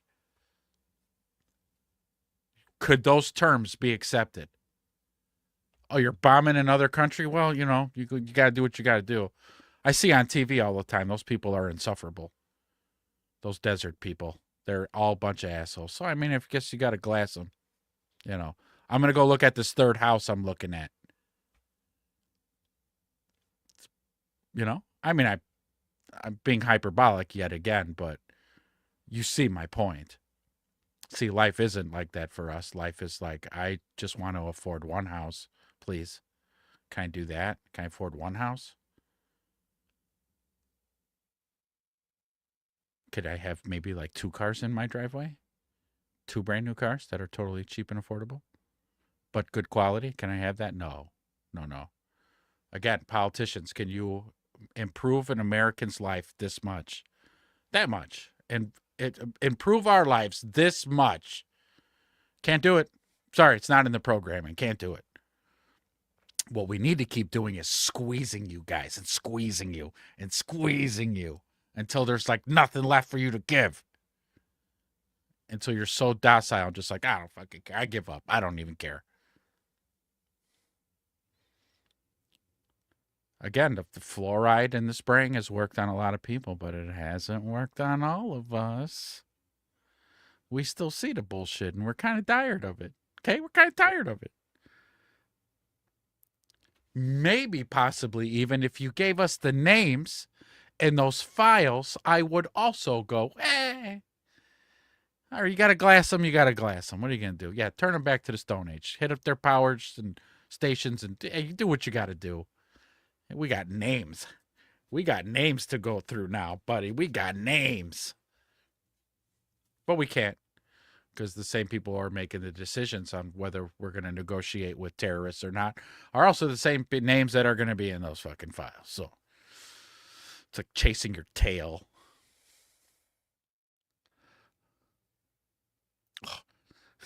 Which, don't even get me started on the Teletubbies. That's some weird shit, ain't it? That's some weird shit. The Teletubbies. Ugh. That shit gives me chills. There's some goofy shit going on the set that when they're filming Teletubbies, there was some weird shit going on. DMD, a McDonald's short. Sesame Street and the Muppets were my brainwashing. You know, that was good stuff, though. Again, there was a golden age called the 80s. We reached peak. That was peak America right there, the 80s. That, when everything was just starting to shift. Like, again, that draconian claw was just starting to break flesh come the late 80s, early 90s. But, man, late 70s, I mean, shit, maybe the 50s. I'll go that far back because I really, again, I'm fascinated by our grandfathers, the lives they lived, our grandfathers. They fought an actual war, we think. World War II, that's a real one, okay? The model of type of men those men were, they don't make anymore. They don't make that model. All fresh out of parts. They've been discontinued. Those guys went to go fight Nazis. They were 18, 19, 20 years old. And the horrific things they saw and had to do. They come home. They didn't have time to whine and cry and pout and don't say that. You're going to hurt my feelings. You can't say that. Nah, man, these fucking guys got jobs, got married, had kids, were fathers, bought houses, worked 40 hours a week. Gentlemen, our grandfathers on 40 hours a week pay were able to buy homes, buy automobiles, take their children on vacation, be excellent grandparents, spoil their grandkids on 40 hours a week. Grandmas didn't work. When they were in their heyday having children, they were at home. And the men went on their 40 hours and came home. They had a hot meal waiting for them with a little bourbon. They slapped their wife once or twice for saying something stupid. Spent some times with the kids, put them to bed, got his joint copped, went to bed, and did it all over again the next day. What a glorious time. Our grandparents, what a glorious time that was. So America might have been peak there. But I like the 80s because the 80s had like a lot of the Michael Jordans, the Chicago Bears, music, just culture in general. For the most part, I think everybody was getting along for the most part. Like everything was great, but then that was it. Once corporate structure started to kind of, that draconian claw again started to get a hold of American values, you know, companies building quality shit that'll last. They started with the planned obsolescence around then. Getting very smart engineers to just think and design things. Hey, what'll last just as long as the warranty coverage is? I need that engine to break right at the end of 100,000 miles. You got it? And very smart men came up with ways to do that. And not just automobiles, it's appliances. It's furniture. It's the houses that they're throwing up now. Built to just last just enough. Because again, just like with the medications, that there's no money in cures, there's no money in building shit that lasts forever. There's no money in that. What good is it to build a car that's going to run for 500,000 miles? You're losing profits. No, I need a car that's going to go 100,000 miles and take a shit. Then you can't get parts for it anymore. You got to go buy a new car. And that's been widespread over every facet of our products and goods. Then they outsource it to another country to make, because they're not going to pay Americans to make shit for cheap. But you'll get the Chinese to do it. And it's the same shit. It comes over here. It's cheap shit. It only lasts but so long. And then you got to go buy another thing of whatever it is. So the 80s, I think we peaked. And then it's just been downhill since then. And now we're at a point where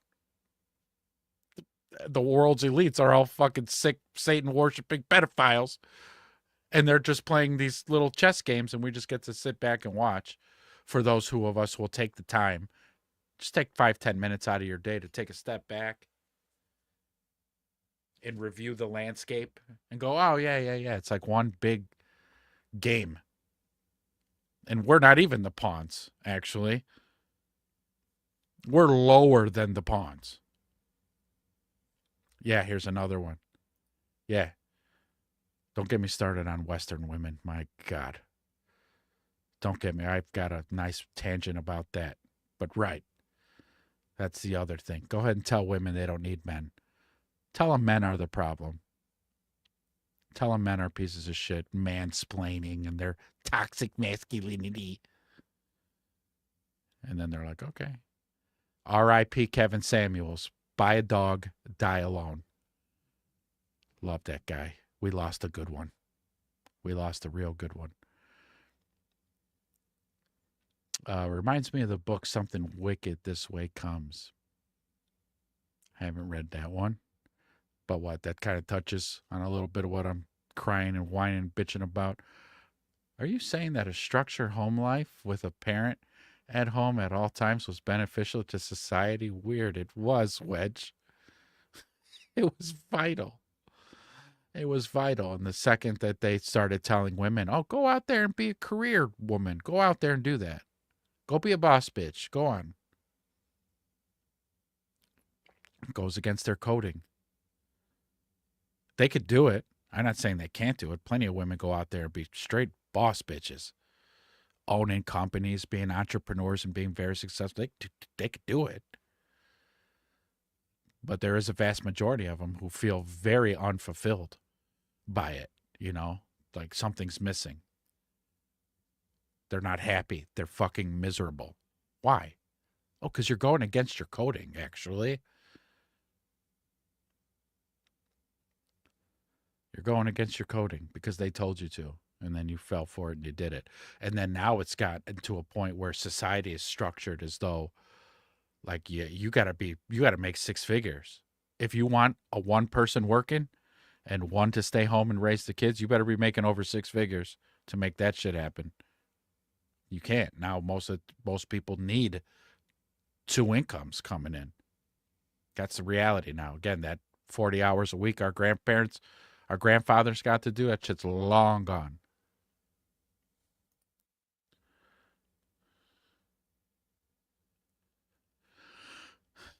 Men being men is bad, don't you know? Yep.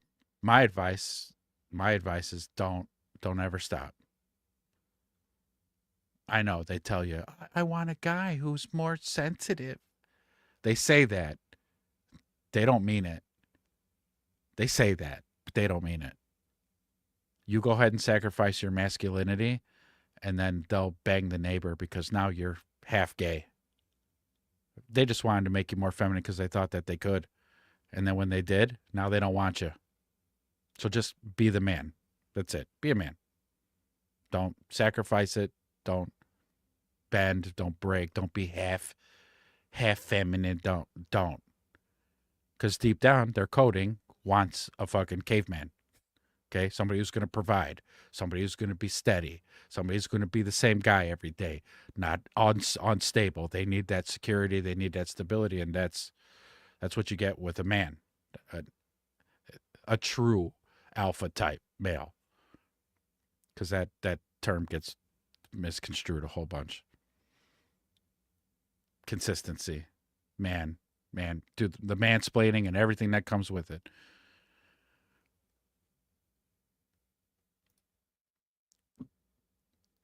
The Ronald McDonald video I sent you. Did you send me one? Hold on.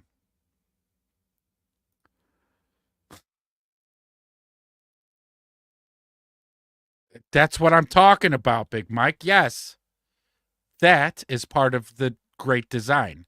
That is in the original coding. Yes.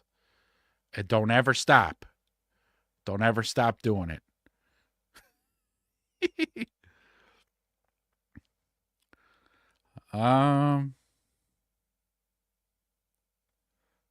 Where'd you send it?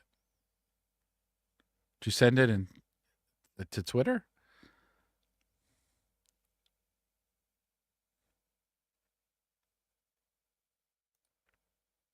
Yes, you did.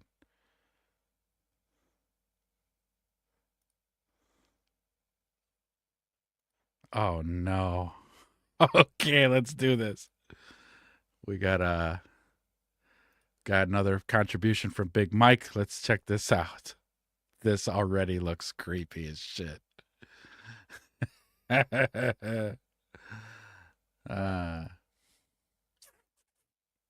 Buckle up.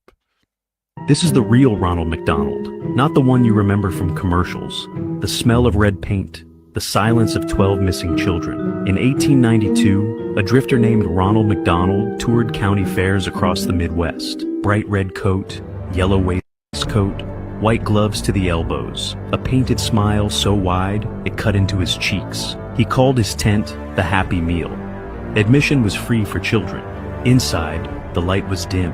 The air smelled of sweet bread and varnish. Each child got a small paper box, red, with a yellow emblem brushed on the side. Inside, a soft bun, a slice of cold meat, a hand-carved wooden toy, and a card. Eat up. Come back tomorrow. Parents saw nothing wrong, but children stepped out pale and silent. Some wouldn't eat for days. Some wouldn't speak at all. By summer's end, 12 children had vanished from towns where his tent appeared. When the law searched his wagon, they found it empty, except for a crate of red paint, yellow cloth, and dozens of unused paper boxes. 20 years later, an advertising company in Chicago bought an old fairground poster to inspire a new mascot for a growing restaurant chain. They kept the name, they kept the colors, they kept the smile, and every time you've seen it since, you've been looking at a killer's face. This is the real... Yeesh. Yeesh. Oh my God. So how is that true? How true is that? Why does he look like the Joker? He did in some of those. I mean, they had to AI make, visuals so that the story can tie in with the visuals. That's pretty fucking sinister story, though. I tell you what, if there is truth to that, it would totally make sense in the programming. That why wouldn't some big conglomerate just, and they made it sound random, like, they found old carnival posters and we're like, we need a mascot. I don't know. I found at this old garage sale. I found some Ronald McDonald posters. What was the Ronald McDonald? I have no idea, but we could just use it as like some inspiration for an artist to come up with a mascot for our restaurant. And they didn't know that this guy was a serial killer. Or would it make more sense where they were like, well, we're thinking something sinister, because what big corporation just wouldn't be? Let's use a serial killer as our mascot for our restaurant. Ronald McDonald. Yeah, what did he do? Well, he lured a bunch of kids and gave them Happy Meals and did terrible things to them, unbeknownst to the parents.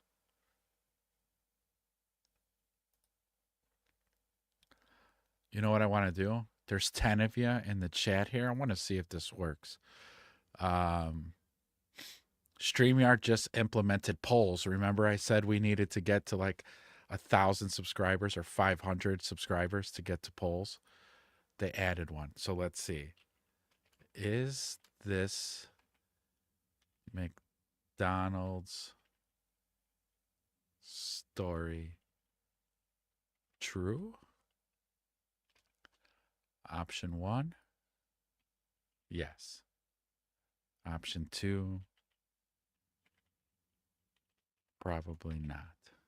All right, here we go.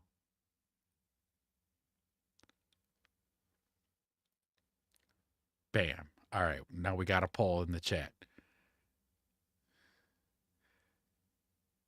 Can you guys see it in the chat?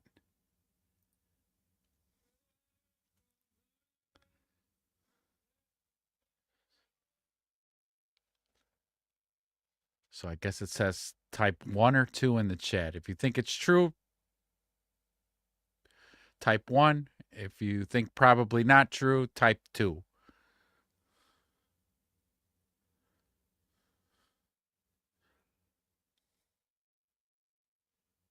Oh, check it out. A vote went through.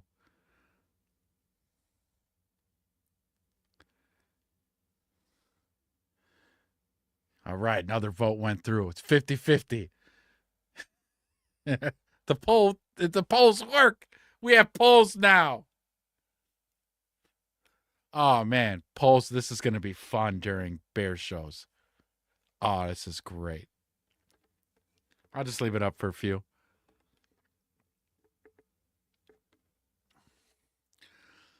That is pretty creepy. That Romy 3 is not an option.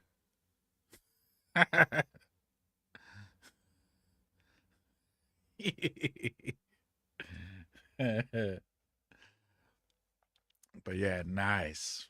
Nice. This polls feature is going to come in handy, dude.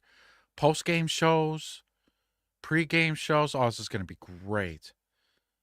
Nice job, StreamYard. Nice job. Nice. Excellent. Encouragement. Nice. Anybody else in the chat got anything? Mike, that was a great share, man. Thanks. I'm going to not sleep well tonight now.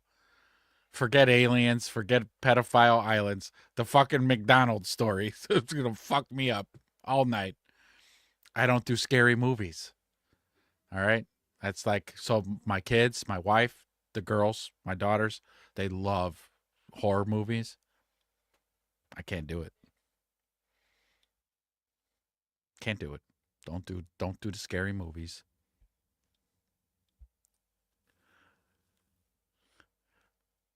Oh, you've got one, huh? Nice. I told you, man. Demons. Yep. It's just crazy, right? Like, even serial killers. Let's talk about that for a second, because, like, I was never into that type of stuff. Again, I don't like horror movies. I don't like watching true crime stuff. I don't like watching any documentaries on killers or any of this and that. Was never even interested in it at all. There was one case that caught me, grabbed me right by the balls, and didn't let me go. And now I'm a little interested. Now I'll watch some true crime shit. On YouTube, there's a couple channels that cover like actual real murderers and murder stories and stuff. But you guys, Christopher Watts? That Christopher Watts story got me. Because I had seen some footage of like the police camera. So this guy totally annihilates his pregnant wife and 2 daughters over some mistress that he had at work. Maybe the guy's never heard of a divorce. You ever heard of like packing a bag and moving out? You heard of that one? No, he resorted to a family annihilation. But hearing the story, I was just like, what?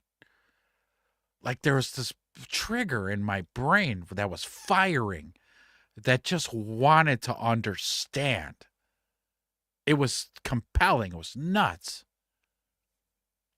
So then I'm watching documentaries on the guy and all these other podcasts talking about the guy and news stories. And I mean, like, I got really deep into the Christopher Watts thing because I just wanted to know why. Like, my brain wanted to know. And he never said anything. He probably will never say anything. So whatever the FBI and the local police were able to piece together, yeah, looking at his phone records and bank records and email records, yeah, he was fucking around with some secretary at his job. Really? That was it? That's what you did it for? Piece of ass? You annihilated your... And his daughters, man. 2 and 4. 2 and 4 years old.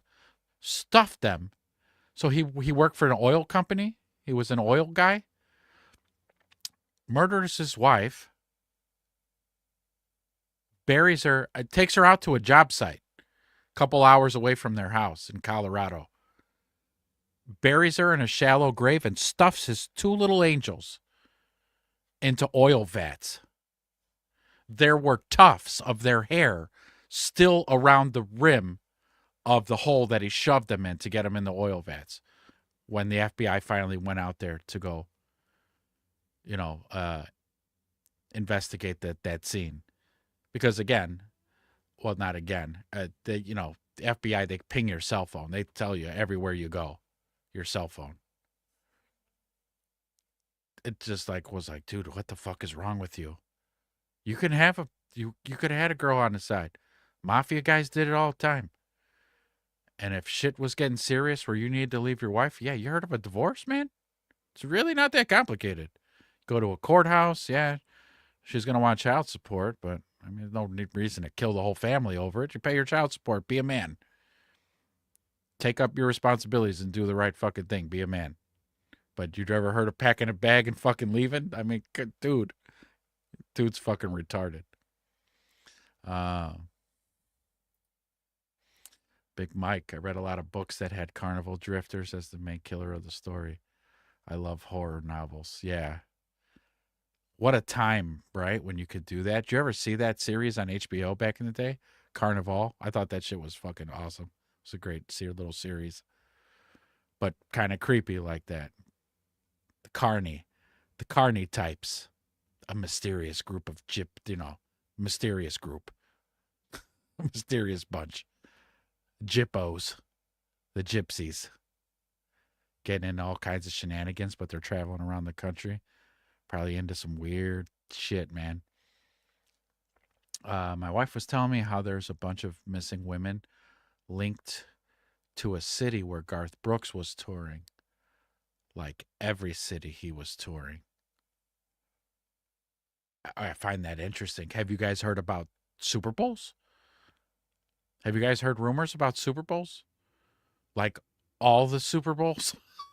Not like the recent Super Bowls, like the last 20 or 30 Super Bowls is like a child trafficking extravaganza.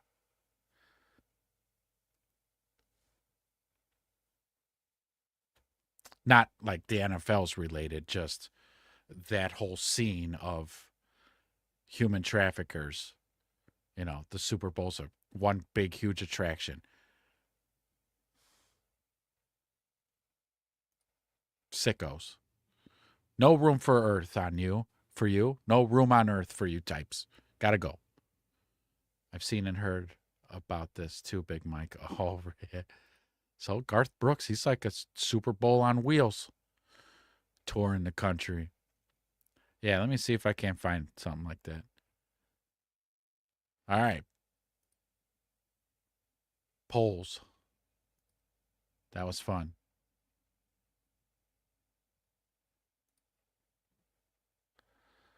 We got 50-50. The chat is split on the McDonald's story. Didn't dude from the Bucks get busted at the Super Bowl?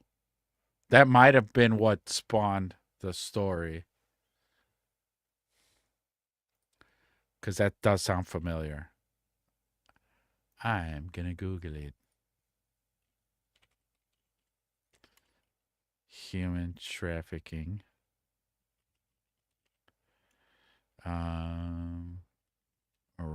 around the Super Bowl. See, Google's always listening. It just finished a sentence for me.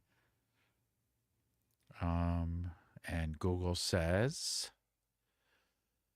none of your fucking business, Ezra.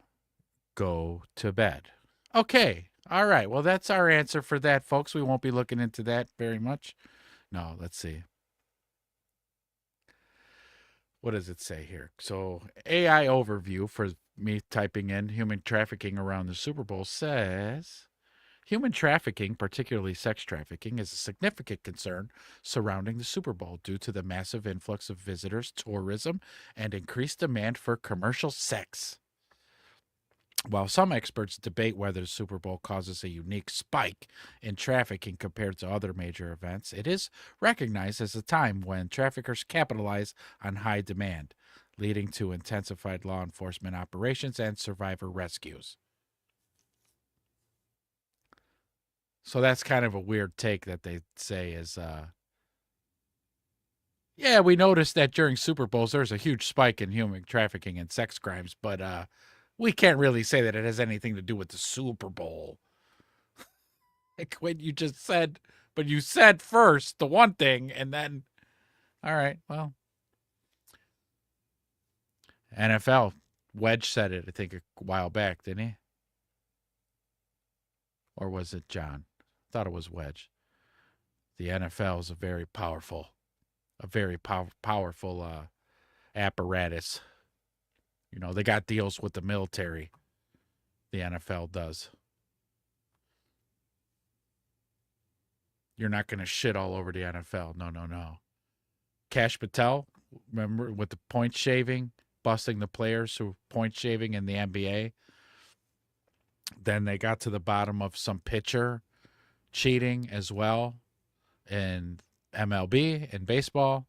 And then I remember saying at that time, to just buckle up, folks, because the NFL's next. But they weren't. It never happened. Because Cash Patel got a phone call. It was like, if you even go near that shield, I triple dog dare you. You try to get close to that NFL shield. Find out what happens to you. All right, fine. Fuck it. I'll leave the NFL alone. Fine.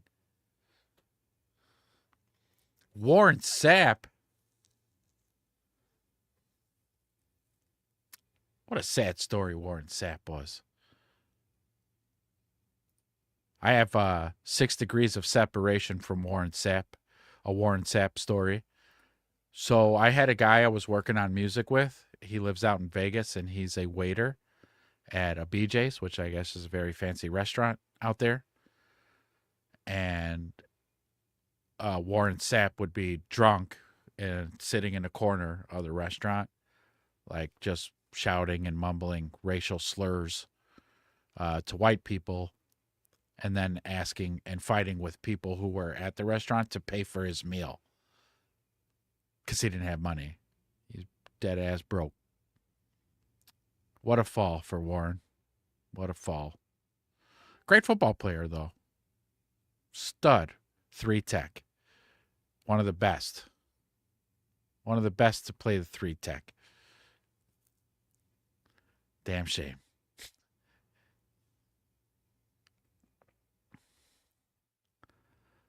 What else we got? We got like 15 minutes left in the show. Who's got some things? Who's got some last little things to throw on the docket tonight?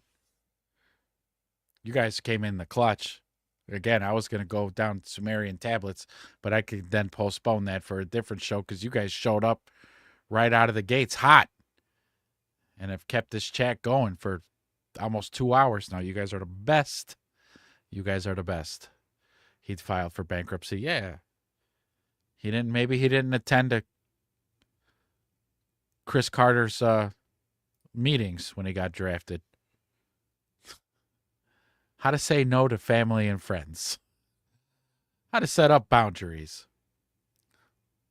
Let your money work for you. Let your money earn money. Don't just be out there spending money. Because I would think Warren Sapp made a lot of money. As a matter of fact, I'll ask Google that too, since that's all of our business. How much money did Warren Sapp make? Let's see how much money he lost. Holy bananas. So, wow. Wow. He fucked up. Okay, he really fucked up. So, he played 13 years in the NFL. Nice long career. 13 years. Just under $60 million, folks. Just under $60 million. Oh.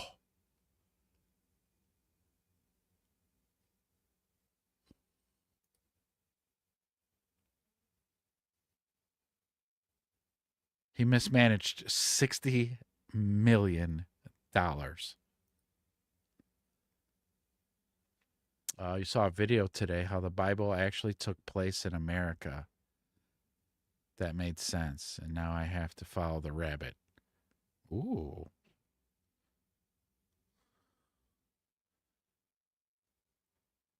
That's a hell of a rabbit. Keep me posted on that one, because that's interesting. It's an interesting premise. The Bible actually took place in America?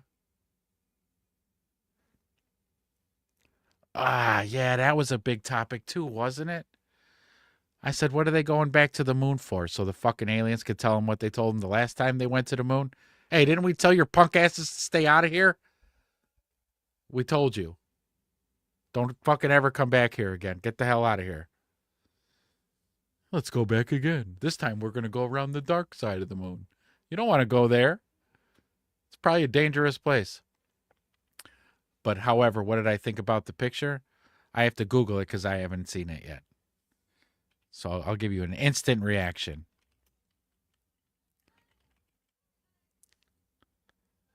All those pictures are fake. Big Mike, I knew you'd say that.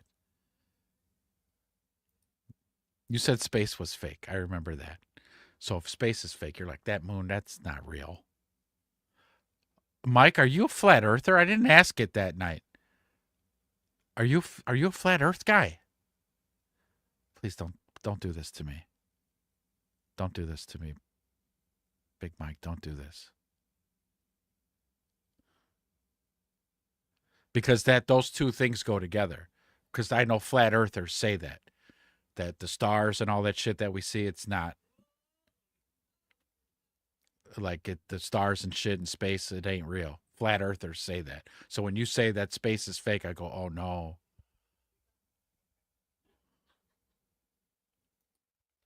So the earth is still round, Mike. The earth is round. I said, bro, the moon looks bigger in my backyard.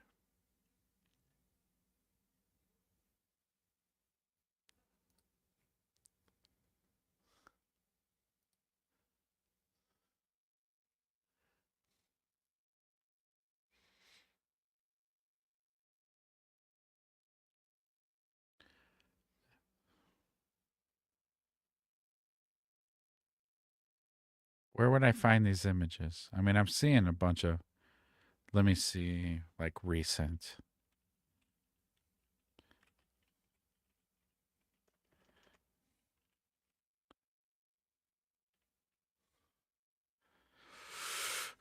Oh, from Artemis. Here we go. 8K resolution. That's the ones we want.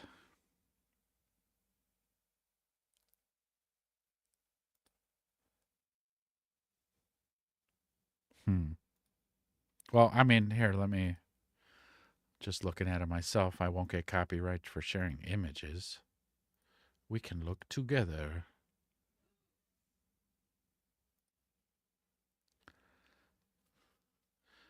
So that's from looking back at Earth. That looks fake as fuck, though, don't it?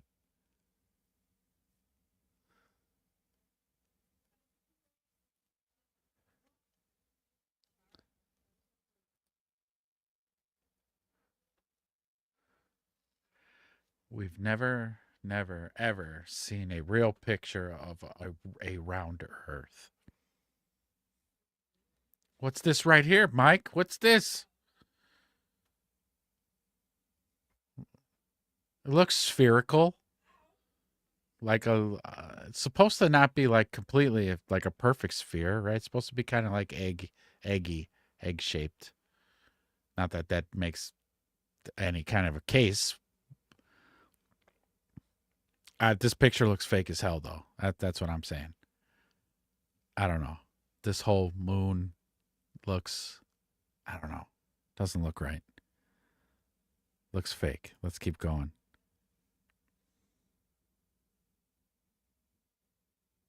It looks like bullshit. It doesn't look.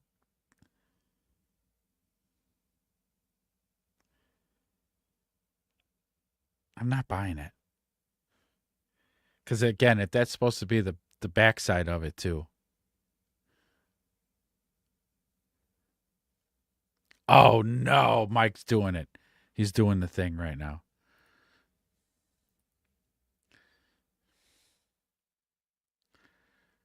Oh no, he's doing it. He's making the case.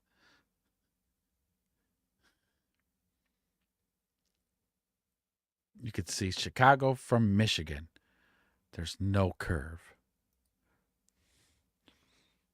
I don't know.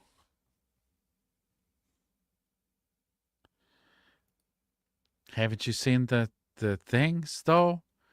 The ships when they go out to the through the Atlantic or the Pacific, they disappear. Is it just line of sight disappear because they've gone so far? Say it is flat and they've gone so far you just can't see them? Or did it disappear because eventually the Earth curved? I don't know, man. Oh, come on. So this would be the backside of the moon. This is bullshit.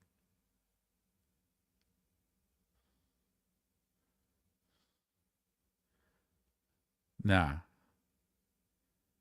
Because if Earth's right there, and then the angles from here, what a nice cinematic. How the fuck they get so low? Anyways, the backside of the moon here. No. Nah, there'd be like buildings here and towers.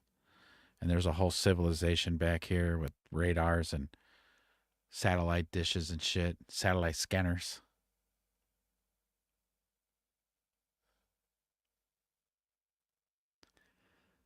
I don't know. It's like it's so high res it looks like bullshit. It's fake.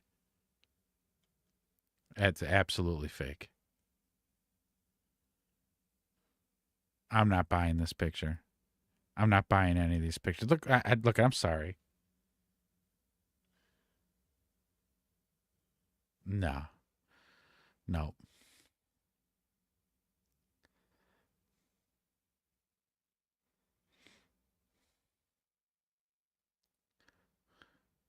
Rob Skiba chartered a boat and never lost view of the city, even though the news said it was a mirage. Rob Skiba, any relation to Matt? Matt Skiba, the singer from Alkaline Trio? Same last name. And how many Skibas can there really be floating around the Midwest? Think about that photo. Earth would be way bigger. Yeah. I don't know. They're pretty fucking far apart from each other. So they say.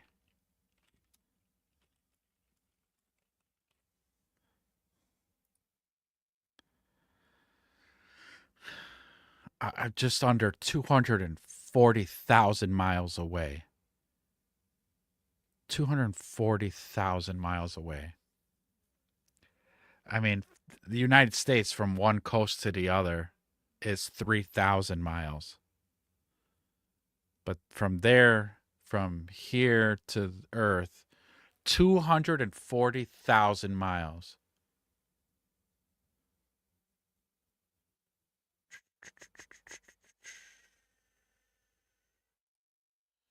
You ever drive on the highway and the moon is right there? Sure. Plenty of times. I sit and stare at that bitch sometimes all the time. Sometimes all the time. I like looking at the moon. I'm a sky gazer. I look up at the skies a lot. Day, night, you name it. So yeah, the moon, there are some times the moon's like fucking just huge. And then there's sometimes the moon's small. But there's patterns and stuff. I don't know. Let's see. Water always levels itself out. Sure. Yes. Gravity? No. Inertia?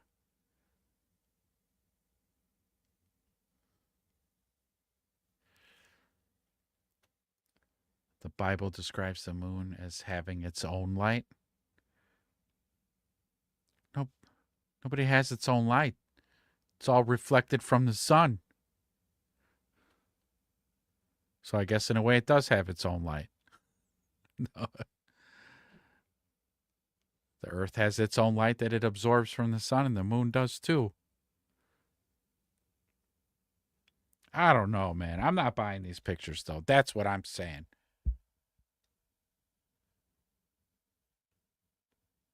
I'm not fully buying it. Yeah, this right here, this is bullshit right here. No way.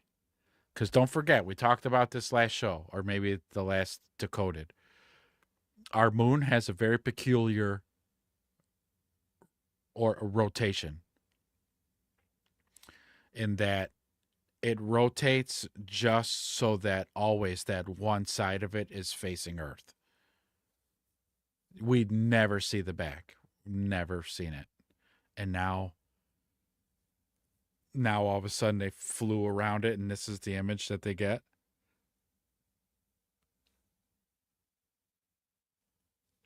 I just don't believe it. We've never been to the moon.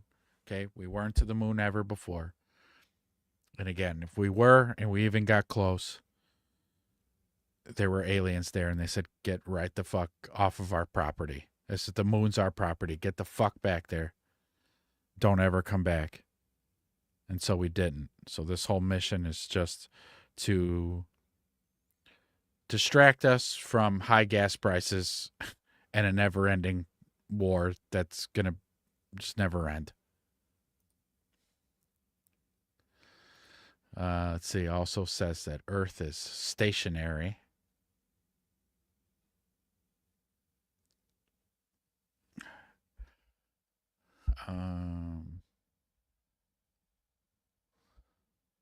All the flight patterns follow a circle pattern, never a round pattern. Mike, you're a flat earther. That's what this is amounting to. You're gonna have to chip away at me, brother. You're gonna have to chip away. I went down some flat earth things. What about the guys who went to Antarctica? Remember they went to Antarctica and they were supposed to see like an ice wall or something, or the sun, something about the sun and the moon, because how they think when it's laying flat, how it moves. Like, but they went up there because they were allowed to, and then like it was none of the things that they said was the way that they thought it was going to be. I don't know.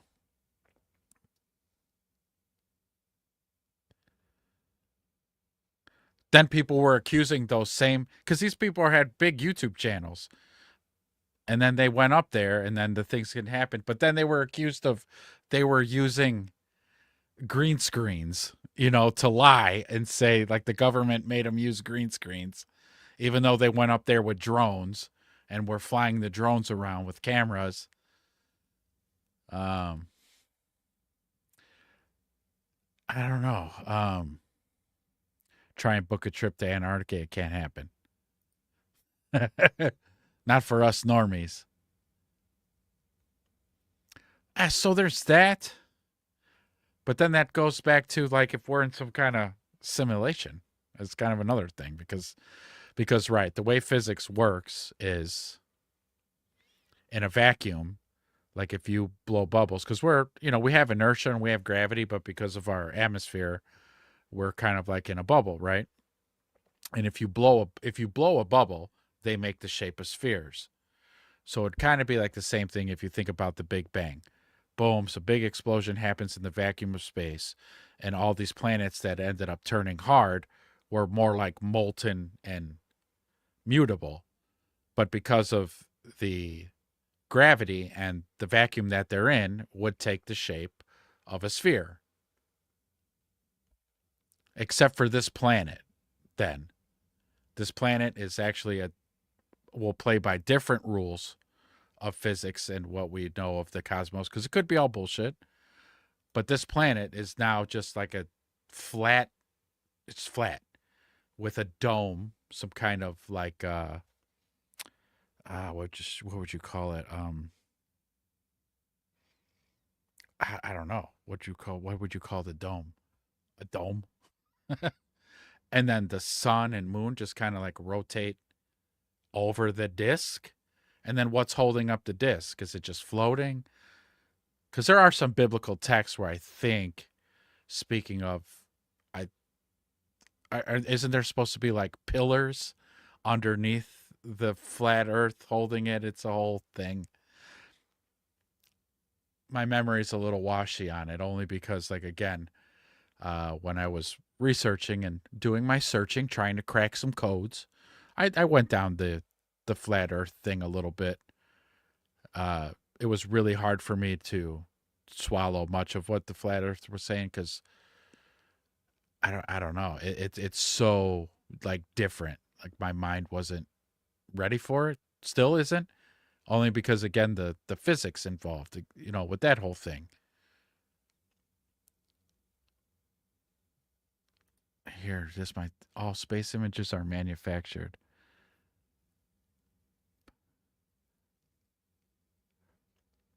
So I believe that a lot of the space pictures are fucking edited. I'll give that much. Because there's a lot more. These pictures of the moon, it's just bullshit. It's bullshit. It's bullshit. It's bullshit. No, there's like all kinds of fucking things that don't happen in nature, shapes and things like that go on with this moon. David Icke talks about like this Russian scientist and his wife who wrote a book about the moon to actually say that, scientifically speaking, there's more reasons that the moon shouldn't be there. Scientific data that could prove that the moon shouldn't be there than there is scientific data to prove that it should be. That's how foreign the moon is. Like, it was brought here. Like, it wasn't part of the Big Bang, and then the whack theory, and then the double whack theory. Firmament, that's the word. That's what they use.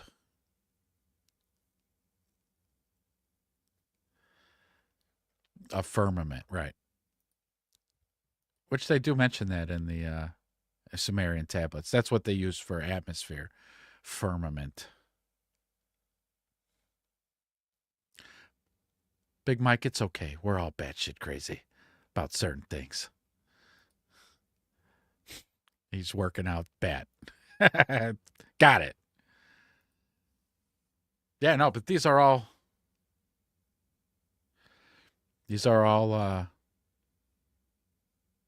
things that to explore, and they're all here to keep us busy. I sent you a Hennessy commercial showing the firmament. In a Hennessy commercial, they let it leak.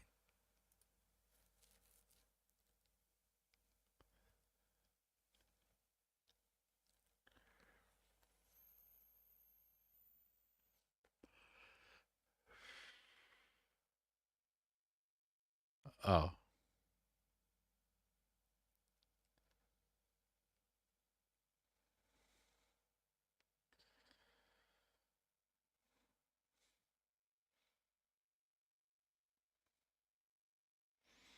No way. No way.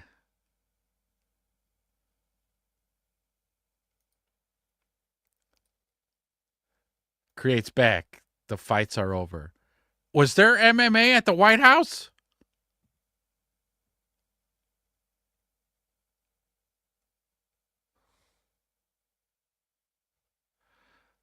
Pig Mike says, look, I didn't want it. I didn't ask for this, okay?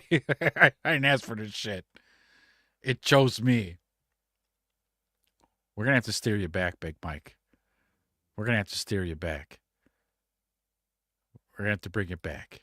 We're going to go down to Sumerian tablets. Look, the Sumerian tablets did have depictions of the planets, including Earth, and they weren't flat. They were round. They were all spherical. We're going to have to bring it back. Oh, no. The fight. So they are going to have fights there. Holy shit, we're a 3-ring fucking circus country now. We're going to have an octagon in the lawn of the White House on Trump's birthday in June. Okay, that's it. We've jumped the shark. That's it. We're Tiamat and the Abzu. Oh my God. So Tiamat was Earth before it was called Earth. Once it got split in half of Tiamat made the asteroid belt and the other half became Earth. Abzu is South Africa, where they first landed in the Abzu.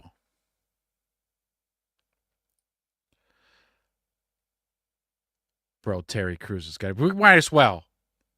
We missed our chance with The Rock. We let The Rock slip through our fingers. Terry Crews, he's got my vote.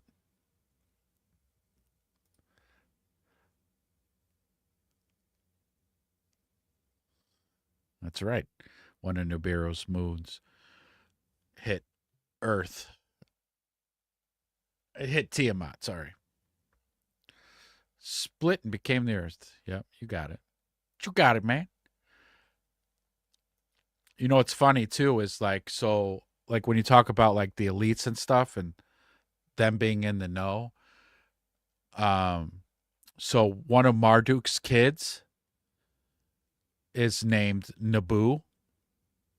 The very same Naboo that is the planet where Palpatine came from.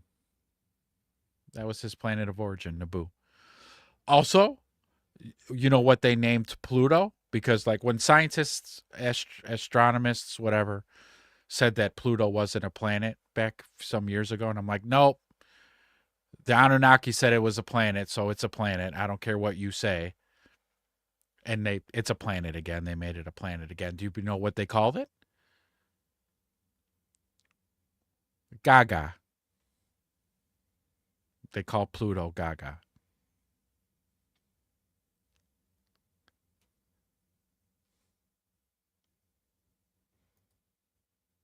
With that, they wanted to. Planet X is Nibiru. I think that's what they wanted to call it. Pluto is Pluto. Yeah, that's what the Anunnaki and the tablets call Pluto Gaga. Because they name them coming in. Because that's kind of one of their things. So like we'll call it, right, third rock from the sun, we call it that. Because we're from this planet, so we'll call it that. But in the Sumerian tablets, they call Earth's name is Ki, but they would always refer to it as the seventh planet. All throughout the text, it's the seventh planet, the seventh planet. And you go, why the hell would they call it the seventh planet? Because we're the seventh planet from the outside coming in. So they're not from this planet, so they count the planets coming in and go, yeah, you want to land on the seventh one. But because we're born and raised here and don't know nothing different, we count from the sun out. Oh, so we're the third planet. She does. Gaga has her. Now she's got her own planet now.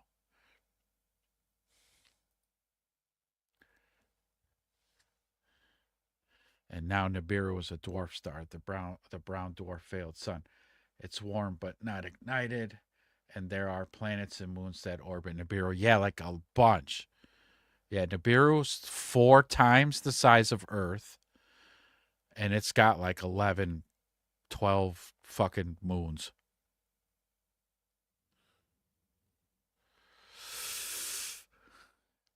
And it is. They say, Alex talked about it maybe like a couple years back, that he had heard from some astronomer. You can see it from the southern hemisphere with a high-powered telescope. You could actually see it. Because it does look just like how a lot of symbology as well, because so it's a red planet, and yeah, it does have like a glow to it. But because of all like the debris and everything with the planet, it gives off like wings of trail behind it as it's moving. So you get a lot of this like circle with a crescent around it symbology, kind of the symbology of Saturn, kind of the Islamic star, kind of the symbol that's on South Carolina's license plates. Yeah, it's kind of peppered all over the place. People from Nibiru needed gold to, because their atmosphere dwindles when it's its furthest away. So they came up with a gold thing that they'll grind it down to powder and then refine it somewhere else. And then, just like our chemtrails, do the same thing. Spray it in their atmosphere, and it spreads and protects their atmosphere.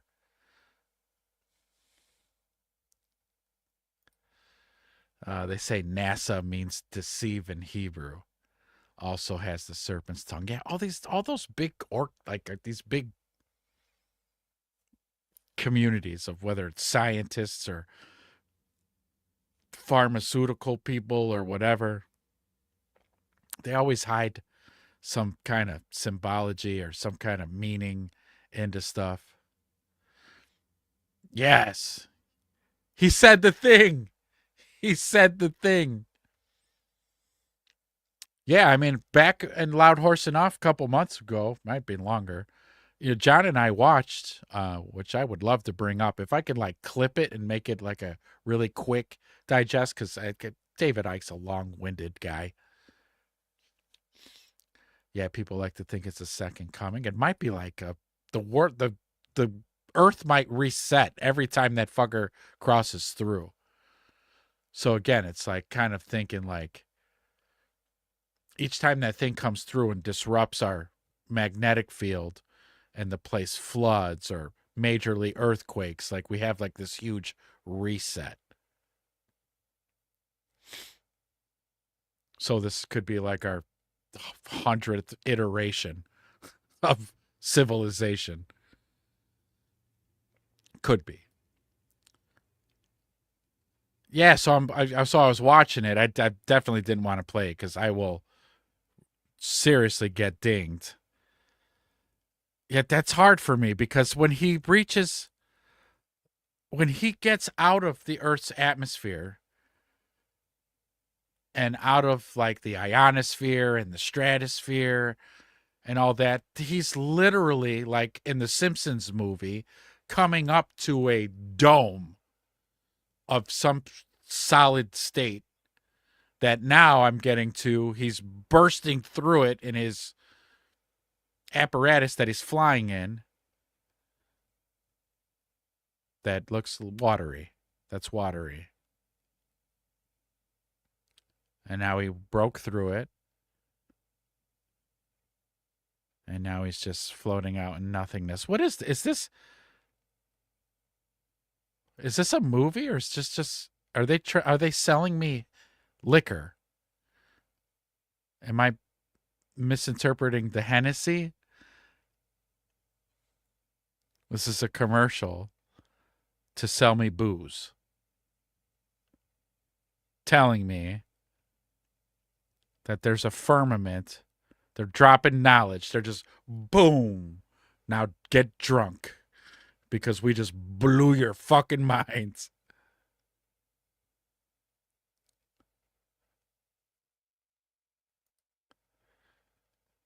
Oh, wait, what? Hold on. There's a little tidbits of factoids in here. In 1931, Auguste Piccard became the first man to reach the stratosphere.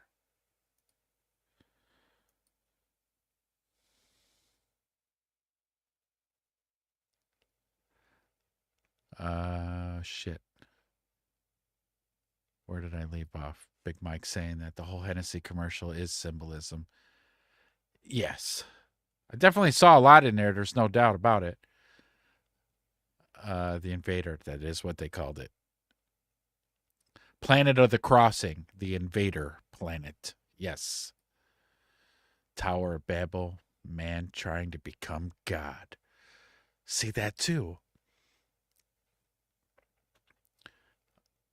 Damn tablets, man. I won't let go of the tablets. So Tower of Babel was a spaceport.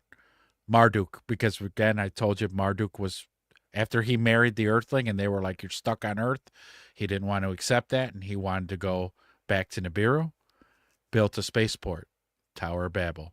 That was a spaceport. And what man trying to be God? Yeah, he was trying to get home to Nibiru, where all the gods were from. So man trying to be God. And they blew that shit up. They blew it up. Just like the Tower of Babel got blown up by God. Yahweh, which is Enlil. Telling you, man. I'm deep in this shit. I read the tablets. We should really, and again, I wanted to do it tonight, but I'll have to try to come up with like a more organized presentation because it's a ton of information.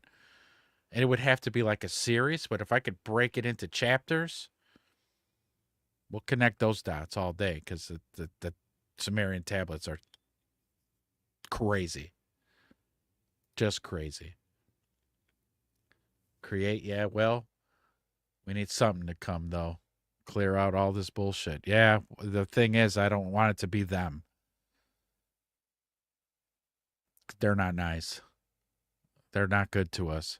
Unless, of course, they do some kind of like DNA testing, which I'm sure they probably have scanners that could do it really quick. And they find out like, oh, you're of Enki's lineage, or oh, you're Enlil's lineage. They might be a bit nicer to you, but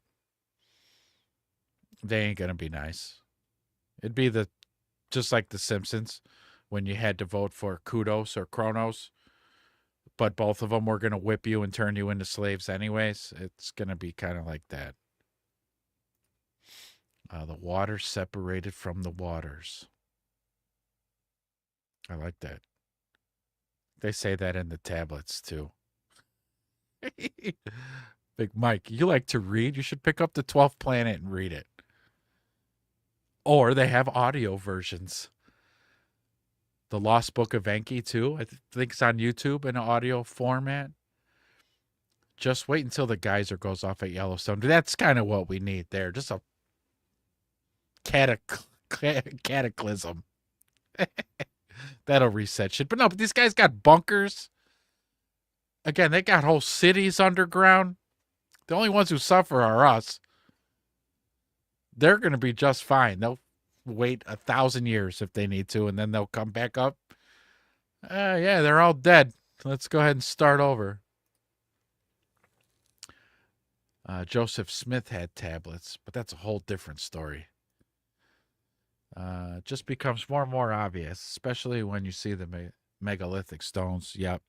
Baalbek Baalbek was absolutely a landing spaceport, landing and launch site. Over in Israel where the Temple Mount is, yep. If you look at what the temple's sitting on, they built on top of it. Yep. So that's my thing, right? Especially in the biblical text when it says like the whole thing, the shit's going to go down at Jerusalem because that was their spaceport. That was their main spaceport, was Jerusalem. And so like these big time religious zealots, whether Jewish or Islamic, I think they're fighting for that territory because they want to like be there when they come back. They think they're going to land there because that was their main launch and landing spot. So they want to be like, you see, we held the spot down. We waited for you this whole time. Thank you for coming back. Oh, God. Thank you. Like, you know, like it's going to matter because they're not nice to us. They weren't nice to us. Here, fun little fact. Let me bring this story up. So we know the Temple of Solomon, or the first temple that he built for God, the Temple of God. And that story's in the book, and Lil had them make that for him. And he tells his one of his underlings, who was also Anunnaki, "Are they done? They're done building it? Yes, master, they're done building it. Okay, yeah, kill them. Kill them all? Kill them all." He says, kill them before they even get to enjoy the fruits of their labors. Meaning, like, looking at it and going, damn, boys, we did good. We followed the boss man's schematics perfectly. Look at this masterpiece. He killed them. He had them all fucking killed before they even get a moment to, like, revel in their craftsmanship. Like, that's how they treated us. That's how they thought of us. And when you start to hear those stories over and over in the tablets, you're like, oh, they still treat us like that.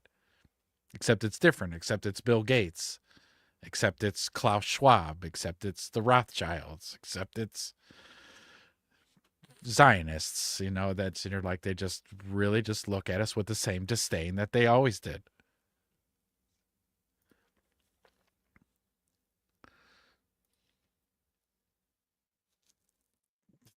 Yeah.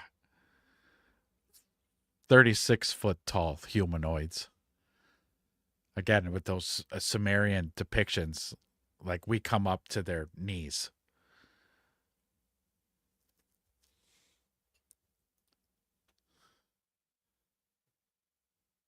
Don't let Mormons, they scare the shit out of me.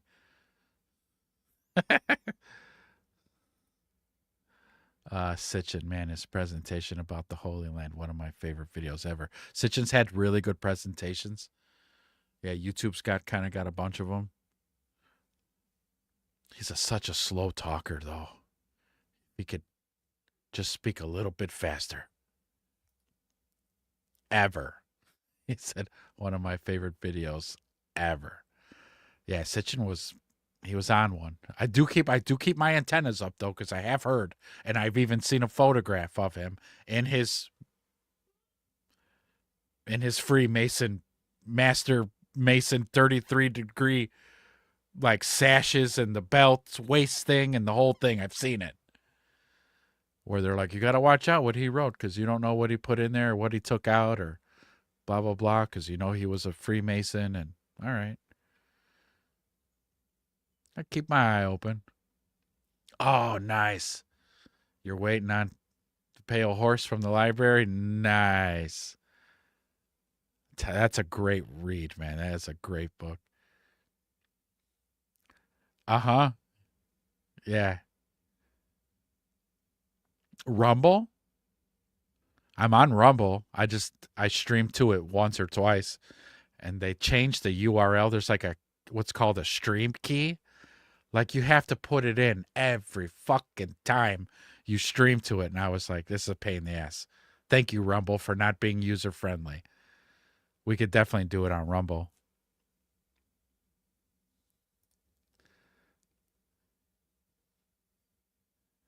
Yeah. Like, why would you need those big, giant, monolithic stones? They're huge. Again, let me see if I could pull this up, because the picture of Sitchin standing on it is truly amazing. He looks like an ant on this thing. And you mean to tell me our prehistoric ancestors carved perfectly rectangular cubes that huge and moved them? Baalbek's isn't as far as the limestone of, like, the pyramids, because the pyramids limestone blocks, they were like a couple 100 miles away. And also weighing multiple tons per block. So Egypt's is a little more impressive. Baalbek, even though the cubes or the rectangles are way bigger than the blocks that built the pyramids, they were mined much closer, within like 5 to 10 miles from the site of Baalbek where they were stacking them. But even still, as Sitchin said in his presentation, we don't have the technology or equipment to move those fucking blocks now. How the fuck did they do it then? Let me see.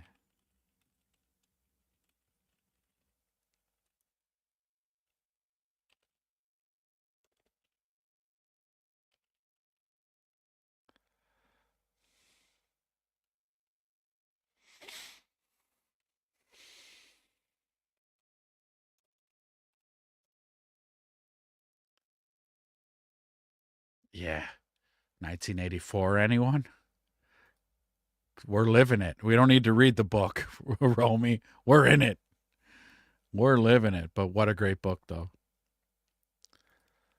The Orphanum would look pretty crazy with all the wheels and eyes.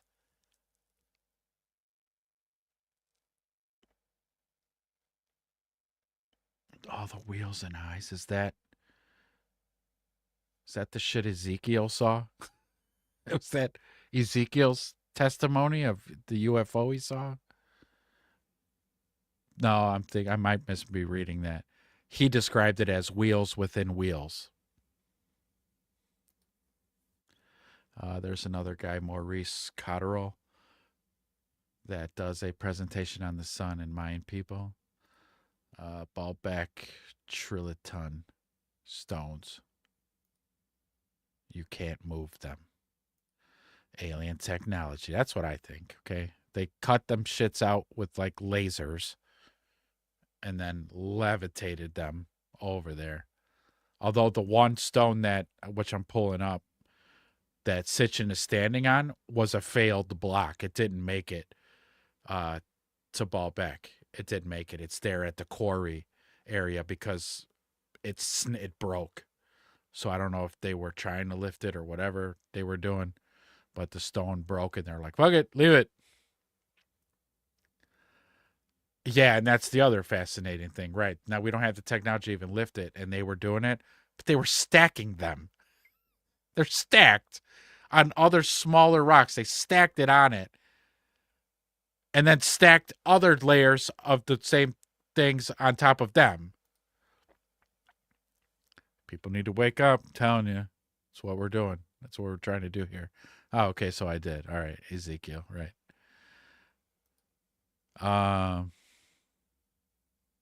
Well, here's a whole row of people.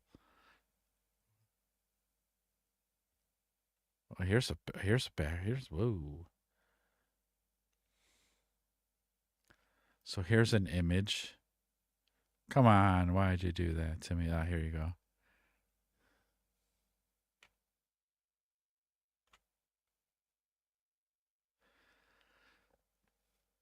So here's an image of Sitchin or somebody.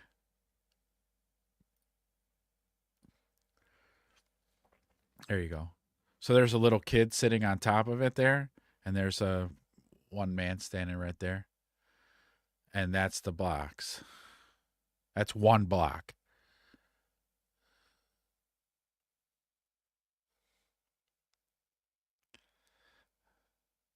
This is how they had them stacked. Then finally, the big ones went on top of all these other first two rows. Because these blocks are much smaller. Still pretty damn big, but smaller. And then big-ass motherfuckers went on top.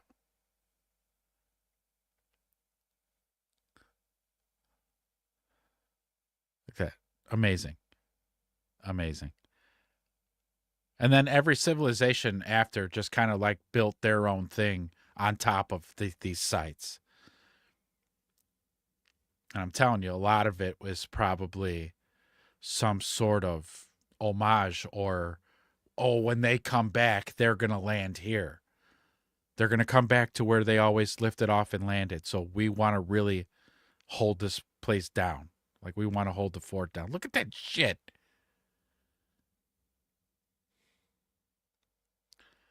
That's insane. I still hold the idea that we're part alien. Yeah. I mean, so do I. Again, my reading the tablets so damn much and maybe being programmed by reading the tablets. That's what they did. All right. They came here to mine the gold. Their workers got sick and tired of all the labor. It was too much labor for them to do.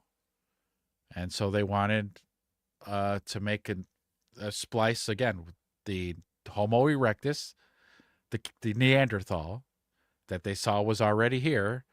They had said, we can put our DNA and fuse it with theirs. It'll speed them along on their evolution, make some hybrid, and they'll just be our slaves. there was a fight between the two brothers for a very little minute. It was brief because Enlil, the Yahweh character in the Bible, had said, no, we didn't come here to do that.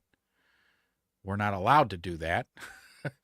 If the Galactic Federation, he didn't use that exact word, but the Galactic Federation finds out that we did this, we're going to get ousted. Like, we're going to get thrown out. Like, because we're not supposed to be doing that. But their father had said, well, no, this is what needs to be done. Anu, he was the king of Nibiru, had kind of like overridden Enlil's vote and was like, no, this is what needs to get done. Make them. But make them just stupid enough to work a hammer. That's it. Don't give them our long life. Don't make them smart like us. Just tell them they're dumb and it's insignificant. So, yeah, I mean, I think we're hybrids. And ever since then, they're starting to think, give them fluoride in their water. Not too much, just enough to keep them docile, like we did with the Jews. Exactly. Oh, God. Exactly. Nice pictures. Black and white. These are old. But yeah, there you go. There's the big blocks up there. Look how high they had to stack those giant blocks. Because here's those lower rows down here. And then the middle row, which also very impressive in size. But then here you see the little guy standing here to the left. He's an ant compared to the blocks. And they lifted it up on top of that. Get the hell out of here.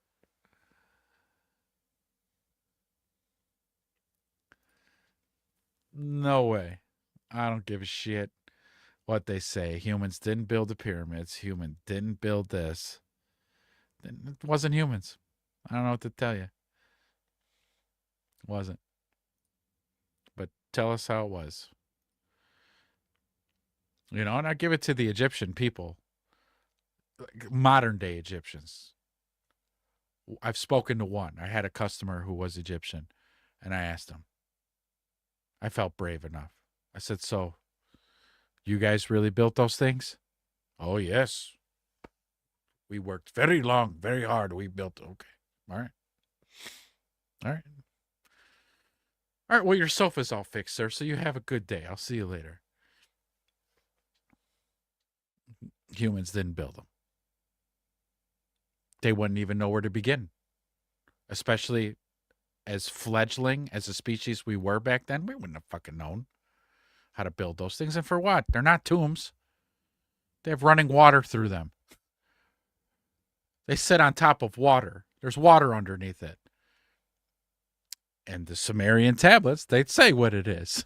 It's a fucking power station. Off using the Earth's magnetic field. They put a capstone on that shit. They did have equipment in there. When they left, they cleared it all out. But then, like the curators to museums, especially the Egyptians ones, will tell you. Sitchin said this all the time. Oh, yeah, they say those are tombs. They buried kings and pharaohs there. No, they didn't. No, they didn't. As a matter of fact, in the basement of some of those pyramids, now I don't think the big one, but the other ones off to the side. Have you seen the coffins? They're enormous. And they're cut also with like laser precision. The edges of those big black coffins, I heard them say on the History Channel, some of the guys that said those edges, even to this day, are still so sharp. If you took your hand and ran it across the edge too fast, you'd cut your hand open. But anyways, like the coffins, they're huge.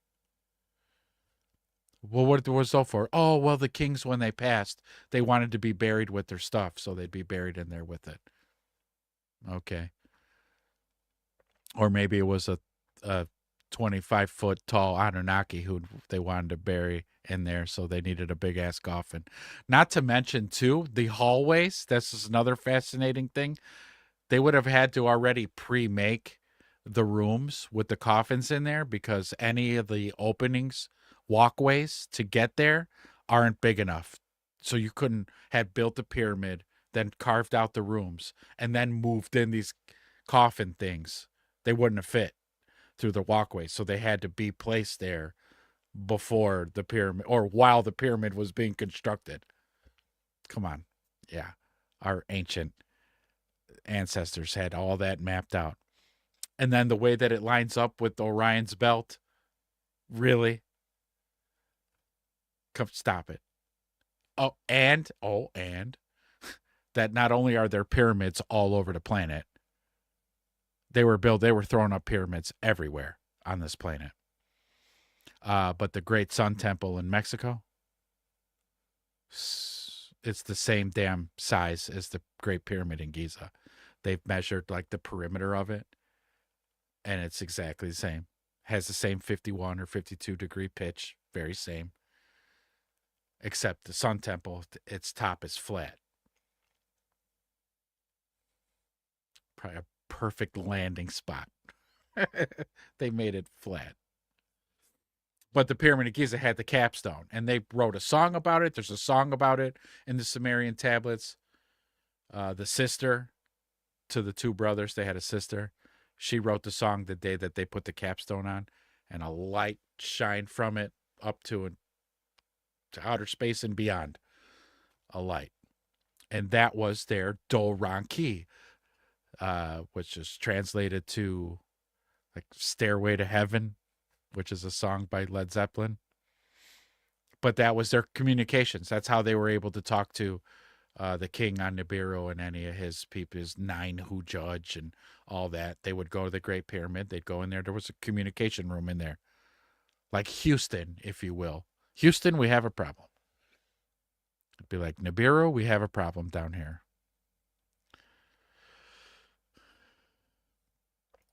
But yeah, the pyramids were conductors, right? Like power stations, man. They were able to, there was free energy because they knew what they were doing.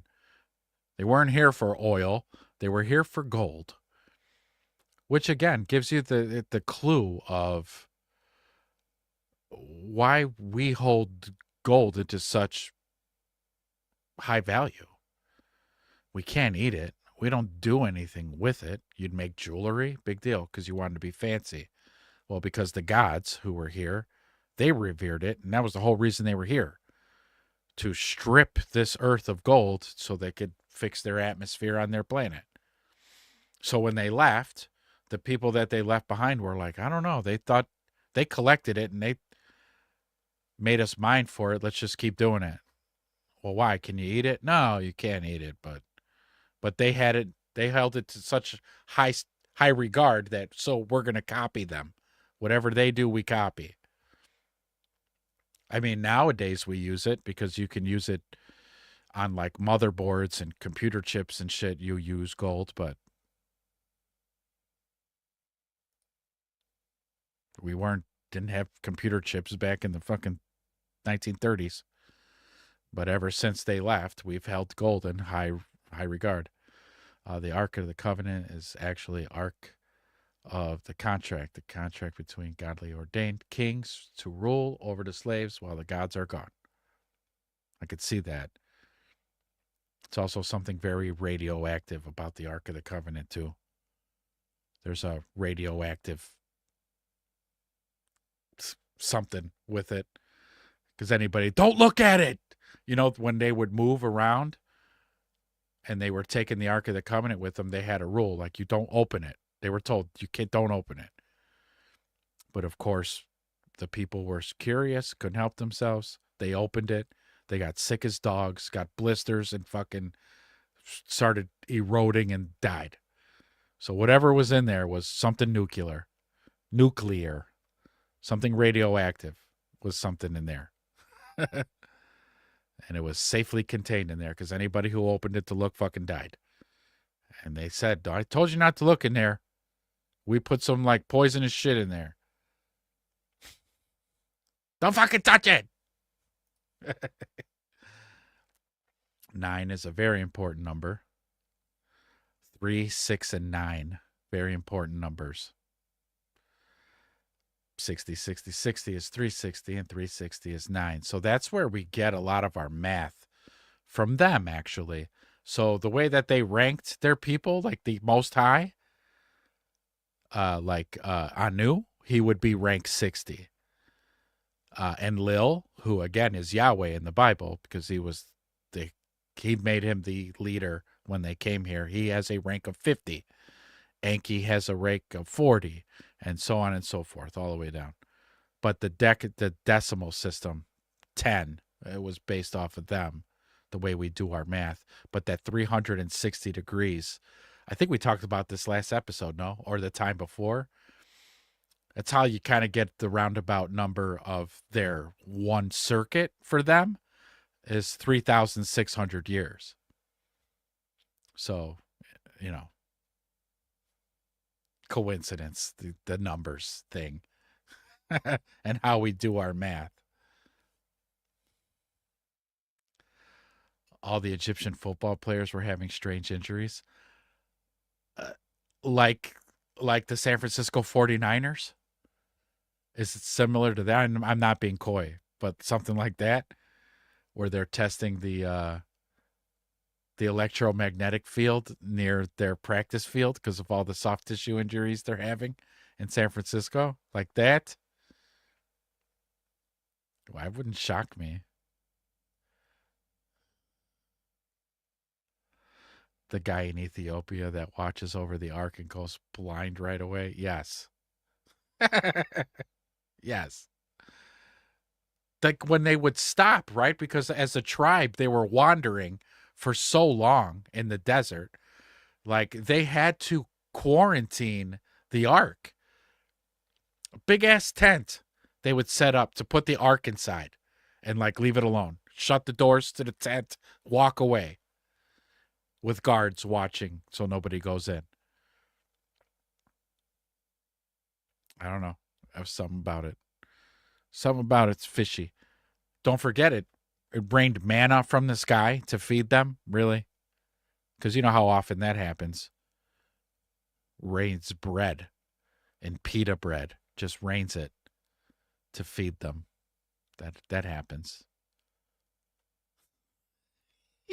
You remember during the winter, the big manna storms we have from time to time?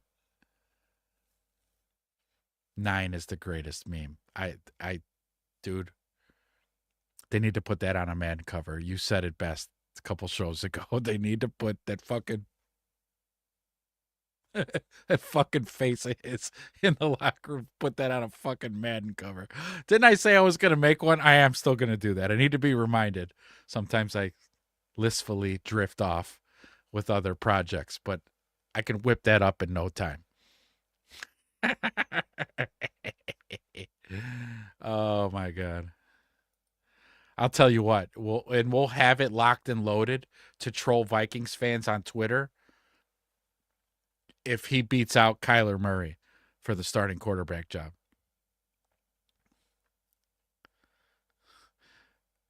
It doesn't take 3 to 69. No, it sure doesn't. That 3 just gets in the way. Get the hell out of here, 3. Oh my God. God, we went on a whole nother tangent just alone on this, but covered some good shit. You guys want to go to bed tonight? I got a bear show in the morning.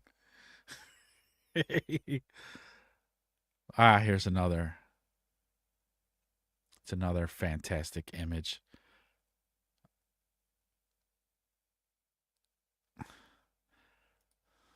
Oh, sure. I was trying to pull up one more damn picture of the ball back thing. But subscribe to our website first. Like, no, I don't want to subscribe to your website. Just let me share the image. You guys get it, right? The big ass damn rock. It's ridiculous. It's absolutely ridiculous. No way humans did this. There's no way.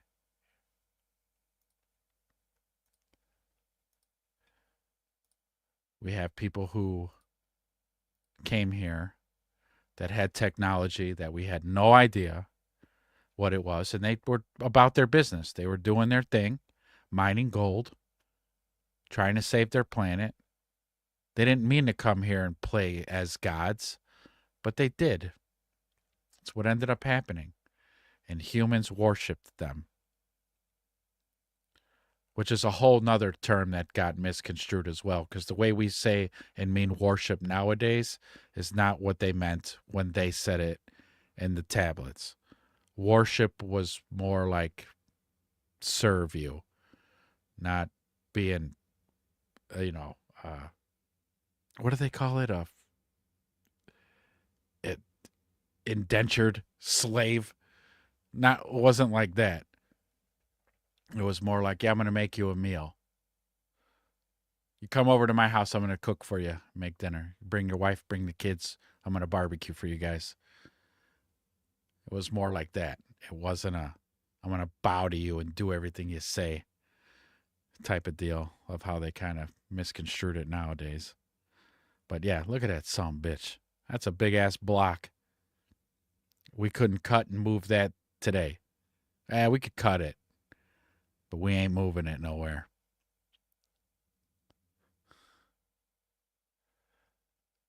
Correct. Yes. That's exactly what it feels like, a Stockholm syndrome. Again, it's a quote George Carlin.